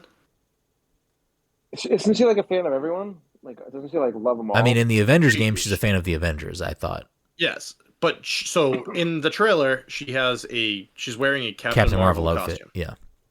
Can you explain that to me? No, I have no idea. Because Captain Marvel was here in the 90s, but then disappeared and was never like Captain Marvel on Earth.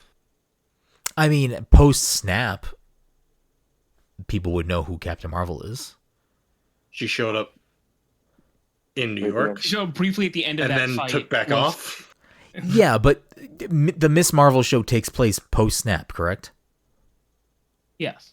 I imagine that's where most of the stuff is happening right now. I would imagine that like a majority of, if not all of the heroes involved in Endgame / Infinity War would be like,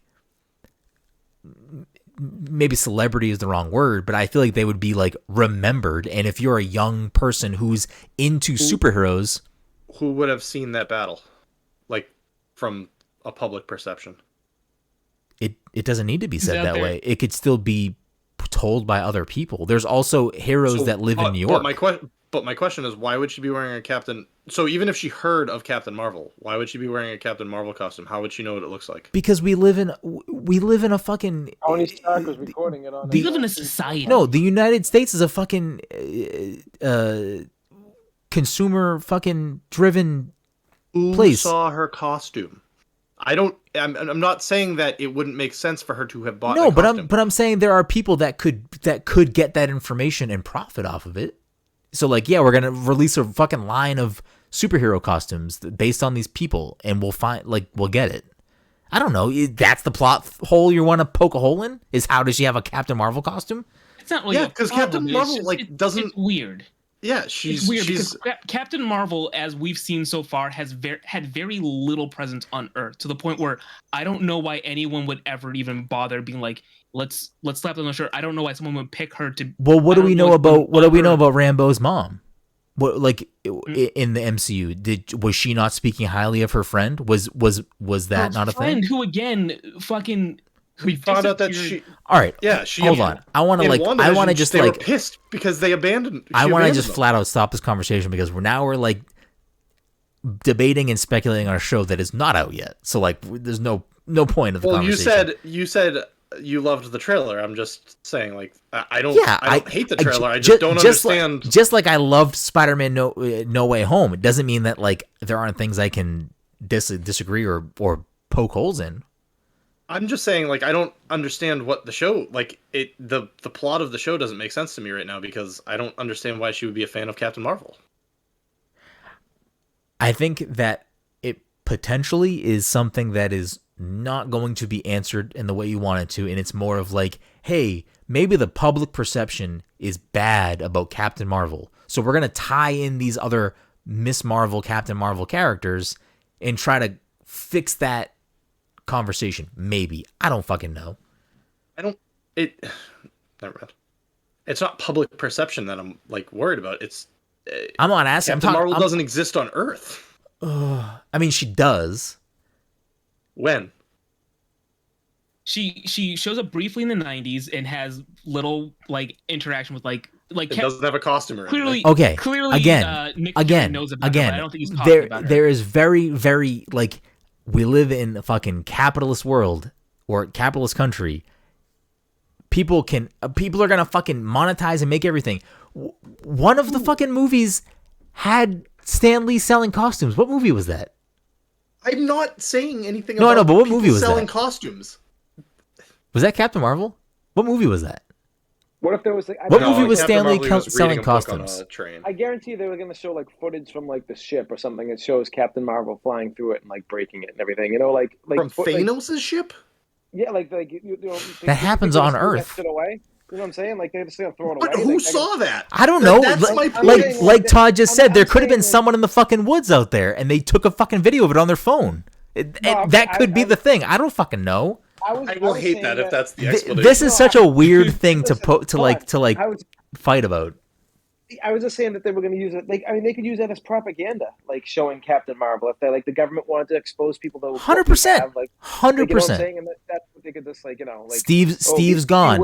Steve's gone. This character's also Captain. Oh, I guess no, they won't do that. That won't be the plot thread because they got fucking that guy, fucking from the show, Super Soldier Good Man, old that guy. U.S. agent. Yeah, real Captain. I don't know. We went way off fucking track. I don't know what the fuck we're talking about anymore. Any other thoughts on Spider-Man before we wrap this up? I hope the rumors of Murdoch getting a fourth. The rumor that I heard today was that he's getting a reboot, but I really hope they just continue his story. And I hope he shows up for She-Hulk. I mean, I obviously keep this spoiler free because I have not watched the Daredevil show, but like, is that show? Spoiler alert, he is alive. Spoiler, he's a lawyer. Is that show? He's a good lawyer. Is that show's plot, I guess, in a way that could fit into the MCU and not feel like it, like, well, how has this been going on without this happening? It started with in post Yeah, they bring up Attack the on New York. Yeah, they bring up the Avengers in it. Oh, they mention the Avengers? I didn't know that. It was the MCU until Marvel had its problems with TV and movies. Yeah, fighting. Well, I think that's because Agents of S.H.I.E.L.D. never did what they wanted it to do. I think, right? No, I think it still did exactly what it's supposed to do. Yeah, there were problems with the creative teams. Like they were arguing, and then they started. Yeah.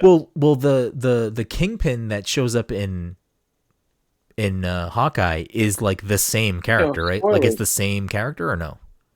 Like I know it's the same actor, but it's like it's the same actor. He playing the same character, so is it the same? But we don't know. Are there any? He seems stronger than he was in. Interesting, right?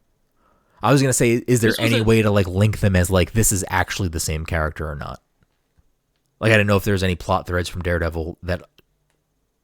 It's likely that there'll be variants. Yeah, I would have to finish season 3 to be sure. Like with all the variants and Loki and everything, there's probably way more that's gonna come out with all that shit. Yeah, but I don't think variants are gonna make as big a splash in the MCU as a whole as just the multiverse in general is. Like I don't think like you're gonna start seeing variants of other people. Yeah, I don't think that's a thing. Because 3 this Peter was Parkers a thing in the same movie. that but that's multiverse, not like. Those are variants. I know, but like that's like very specific. I don't think you're gonna start being like, here's fucking Thanos from Earth 22-7. Like I don't. That's like just gave us his brother. That's like MCU in like fucking 30 years when they don't know what the fuck to do and they're trying to. They just gave us his brother, so I wouldn't be surprised if Thanos variant doesn't show up. Right. I could see Thanos making an appearance at some point, but not in like a great deal of ways. What if the good guy Thanos comes from what's it called, the What If show? That'd be great. Yeah. I still haven't watched What If. I wasn't sure that you watched the Daredevil show. I have not. I haven't watched any of the Netflix shows. You've confirmed it during this episode, but that was a thing I was thinking about either after watching Spider-Man or Hawkeye, where I was like, does Brenden really care about these characters showing up at all? I mean, Matt Murdock or Kingpin. I don't necessarily have any attachment to the character of Daredevil, and that's not just Charlie Cox's Daredevil or just in general. I don't really have any sort of. I mean, I've seen the Ben Affleck movies, and I've seen fucking Colin Farrell's Bullseye. Bullseye. I don't think I've seen Elektra though. How fucking wild would it be at some point we get a Daredevil movie? And they slip Ben Affleck's Daredevil in there through the multiverse, just as like a cameo. No, don't do that. But give me John Bernthal. If they give me the Punisher, which I think they probably will at this point, but like that's going to be a weird movie to balance in the MCU. But just fucking give me Bernthal. He'll probably just get a show. Yeah. That makes sense. But which I will probably like better. Yeah. Right. I don't know what I was saying before. Both seasons of the Punisher are so good. They're like, they're so good. Yeah, I don't have an attachment to Charlie Cox's portrayal of Daredevil, and I also don't really have a attachment to Daredevil as a character. My attachment with Kingpin is actually more aligned with Spider-Man, just growing up, like between cartoons, video games, and whatnot. That's more of where I kind of place Kingpin. So like, I was happy to see Kingpin show up in Hawkeye because I know people who like the Daredevil show like that actor's portrayal of that character. So I was happy for those people that actor came back as Kingpin. I also didn't hate what was happening in the show with Kingpin. So like, I don't know, take that for what you will, I guess. Mm-hmm. But Charlie Cox, again, I think a lot of people like him as Daredevil and like that show. I just don't have any attachment to that. So if people are happy that Charlie Cox is here, then I'm happy too. Fantastic. Fantastic Four. Anything else about Spider-Man?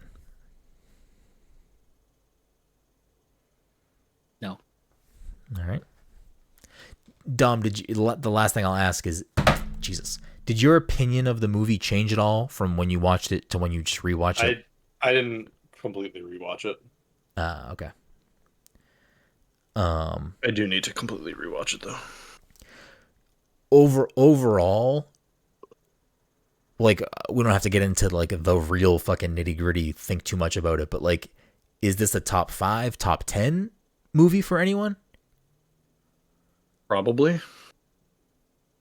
Can you make the argument of top 5 or no? Or is it more of a top 10? It would take a lot time of thinking to... Yeah, it wouldn't be top 5 for me. Yeah. Well, I mean, I don't want to put you on the spot, Todd, but Todd did say to me in the phone the other day that it's definitely a middle-of-the-road Marvel movie for him. So... What do we have? 30 movies? Just about. Middle bunch. Yeah, I guess 15 isn't terrible. I will say this after watching it over and talking. There's like some really great scenes in this movie that I really do like. I don't know why the ending didn't work for me the last hour. Like, I don't know what it was about it. Like, wait, the whole ending you didn't like? I liked some stuff of it, but like, I don't know. Tobey Maguire felt off to me, to be honest with you, and I'm a huge Tobey fan. I don't understand that. I thought Tobey was great. He's 40-something years old. No, of he's course. an old youth pastor, man.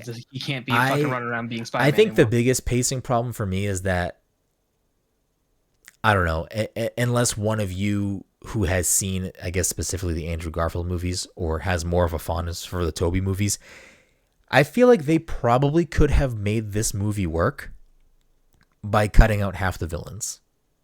No, because I think they're the best part of the movie. I think Doc Ock is great. I think that fucking Willem Dafoe is great. I think Jamie Foxx is great. I understand Sandman's plot movement because he does some specific things and says some specific things that are, I think, integral to the scenes that are in the movie. They could have maybe changed how those were written. I don't know what the fucking why the lizard's there. He was jarring. Like the CGI looks so bad. Like I just don't understand. Like he didn't necessarily like half of the fucking movie. He's in a van. Like he just didn't really need to be there, in my opinion. I don't really know what he did. So Lizard was important to Garfield's character. Yeah. But could they have made the same movie by removing half the villains or no? Yeah, I mean, yeah, well, yes. I would say yes, only because they clearly wanted to do like a Sinister Six type of thing, and they managed to only get 5 villains, and of those 5, 2 of them were almost there just because they were trying to get close to that 5, and they were just running out of bodies. So they just said, we'll use these 2. Who's the 6th that we're missing? Venom. Is Venom? I don't know who's in the Sinister Six. You could have used Venom. I mean, out of the movies that have already come out. Oh, the Sinister Six that's in the movie is not the comics. It wouldn't be the Okay. Gotcha. Yeah, it wouldn't be this. But I'm just saying. I thought like Vulture would be in it too, actually, with like everyone else that was in there. Yeah, I'm kind of like, yeah, I'm kind of mad. I don't know if it would make sense for him to be there, but it wouldn't work for like the plot that they wrote. Yeah, it's. I don't know. Bet you they had like a lot of stuff on. Even though the plot that they wrote also didn't make sense for what actually transpired. Because I feel like whole other conversation. Todd's issue with the later end of the later part of the movie is that like it feels rushed with the Spider-Men. I know he likes the villains, but I feel like I got a good amount of time with the villains. So like I actually liked that part of the movie more. Where like by the time Toby and with the other guy was there, like I felt like it was like. Everything was moving so fast at that point that I felt like I didn't get the time that I got with the villains, which I really liked. But... I mean, I don't know. Could they have fucking made the same movie with just Doc Ock and Green Goblin? Or do you need someone from Andrew there as well? Yeah, you definitely need You definitely need an Andrew thing to like. And you needed to the villains.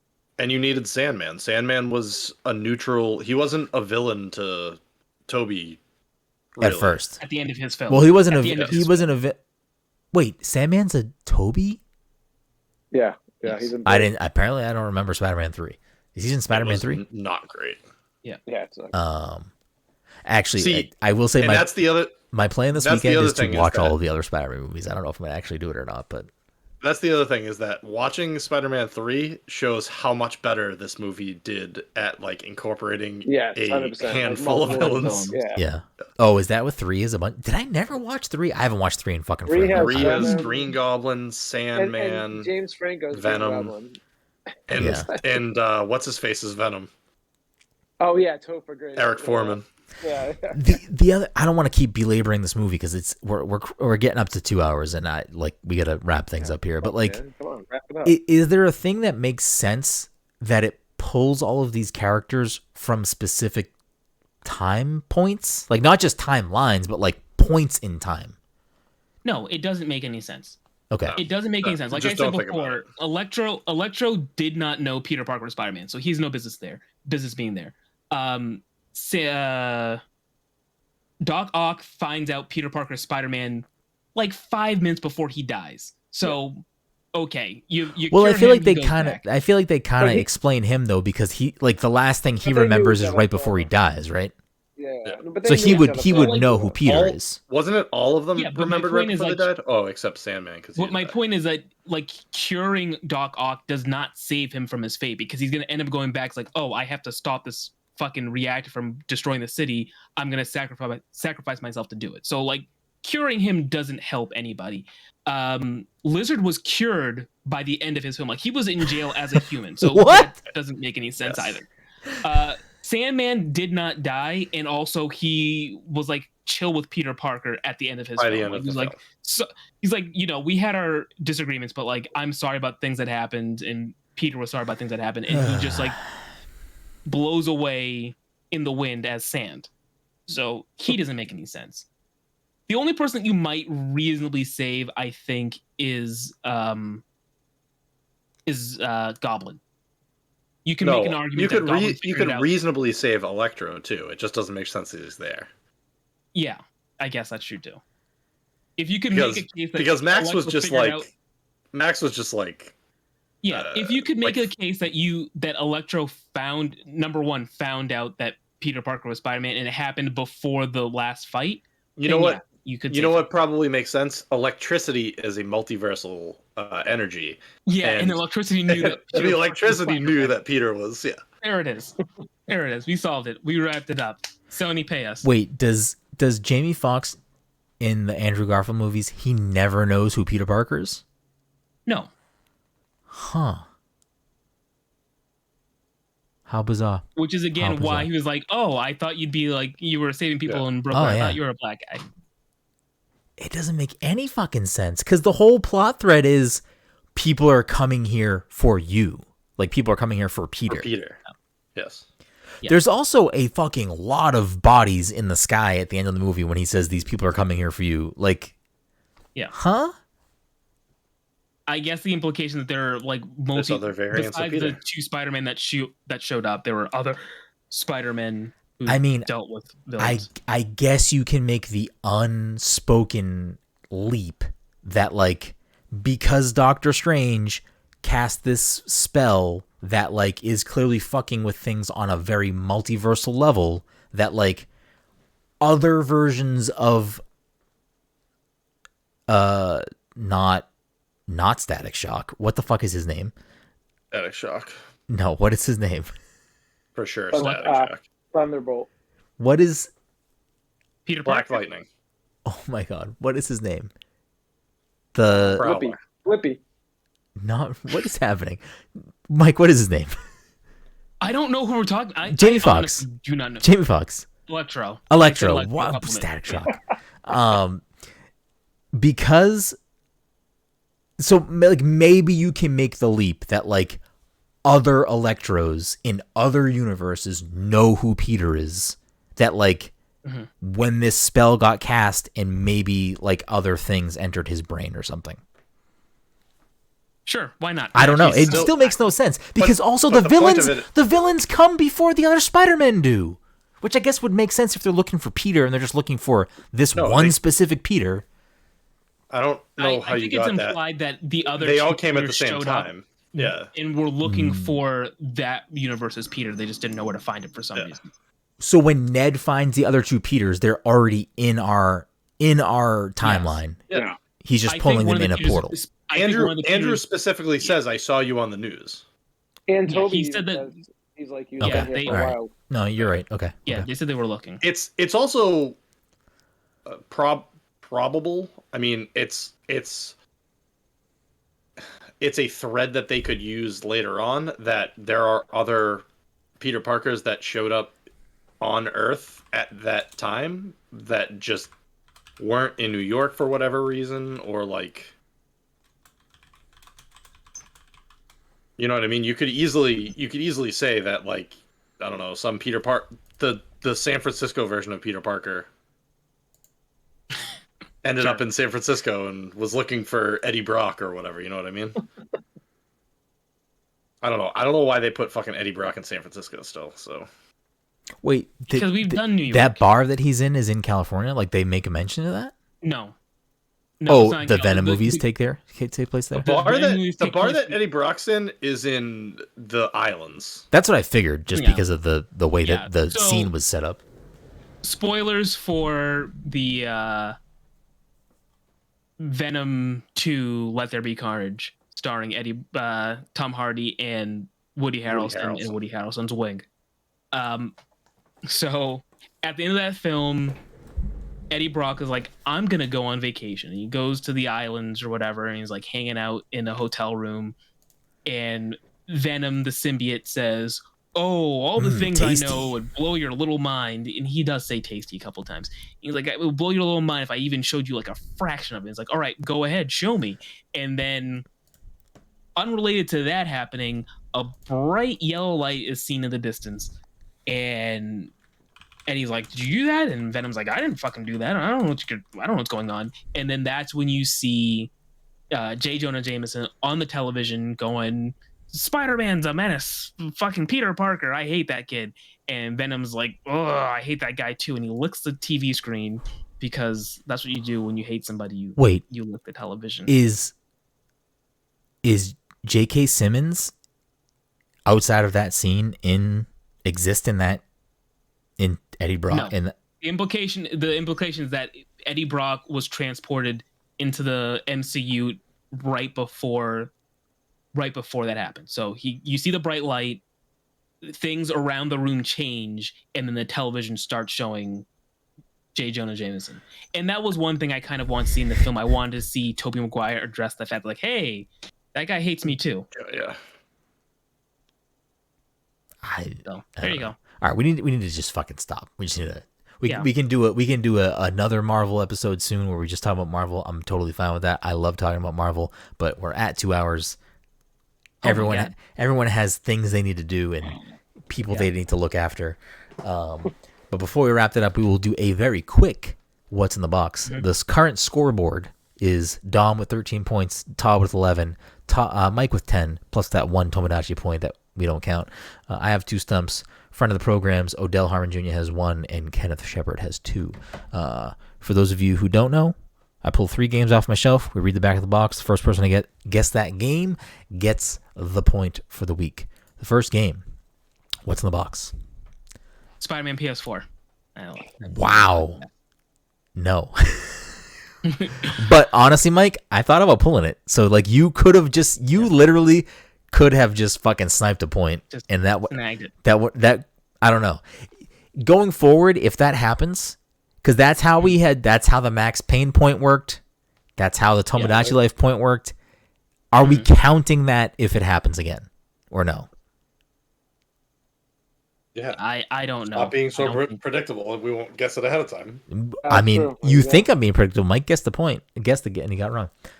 Yeah, and then you wasted his countdown time, so now he's back off cooldown. Blank, blank, blank, blank. Only one maniacal man can force blank blank to unite with his sinister arch nemesis blank. Blank. His deadly rampage is tearing New York City apart. Only wild blank blank maneuvers, crushing combat moves, and blank blank allies can save the city from total obliteration. It's Maximum Mayhem. Maximum Carnage. Fuck. Spider-Man Maximum Carnage. Damn it. Yeah, I knew it was Maximum Carnage as soon as you started talking, but I was waiting for you to say anything that was gonna make sure. So predictable. So predictable? How come you didn't get it, Todd? If it was so predictable. That puts Dom up there with 14. How the fuck did you get that? I knew it was Maximum Carnage. As soon as you said New York, I was like, it's fucking Maximum Carnage. And then you were like, Maximum, and I was like, oh, it's definitely Maximum Carnage. I should have. I omitted other Maximums I should have omitted that one. I would have said Maximum Carnage as soon as you stopped talking at the end anyways, but... Game 2. What's in the box?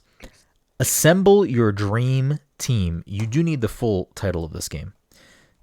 And prevent galactic devastation. Team up with friends. Over 30 characters. Marvel Ultimate Alliance 3. You need the full title. Oh, there was more to that? Well, I'm out. Yeah, I don't know if... We're going to just pass this game if nobody knows it then. Todd, do you know what the game is called? No. Hold on. Just keep talking. Keep talking. That's the whole box. That's the whole box. Oh, that's the whole box. I will give you 30 seconds if anyone can pull up what that full title is. Oh, If not, Mike, you can't Google it. It looked like you were Marvel looking. Ultimate Alliance 3 Black Order. I'll give it to you. The Black Order, but I'll give it to you. Is that what it was called? Yeah. Yeah. Oh, I couldn't even guess. I wouldn't have even thought of that. The Black Order, weird. All right, is Dom going for a clean fucking sweep this week? We'll find out. Game 3. A new blank adventure unfolds. Discover hidden secrets in handcrafted levels. You need the full title of this game. Yoshi's Woolly World. No. Play the flip side. Play together. Complete a course, then flip it around and check it out on the other side. Work with a friend to clear courses as a team.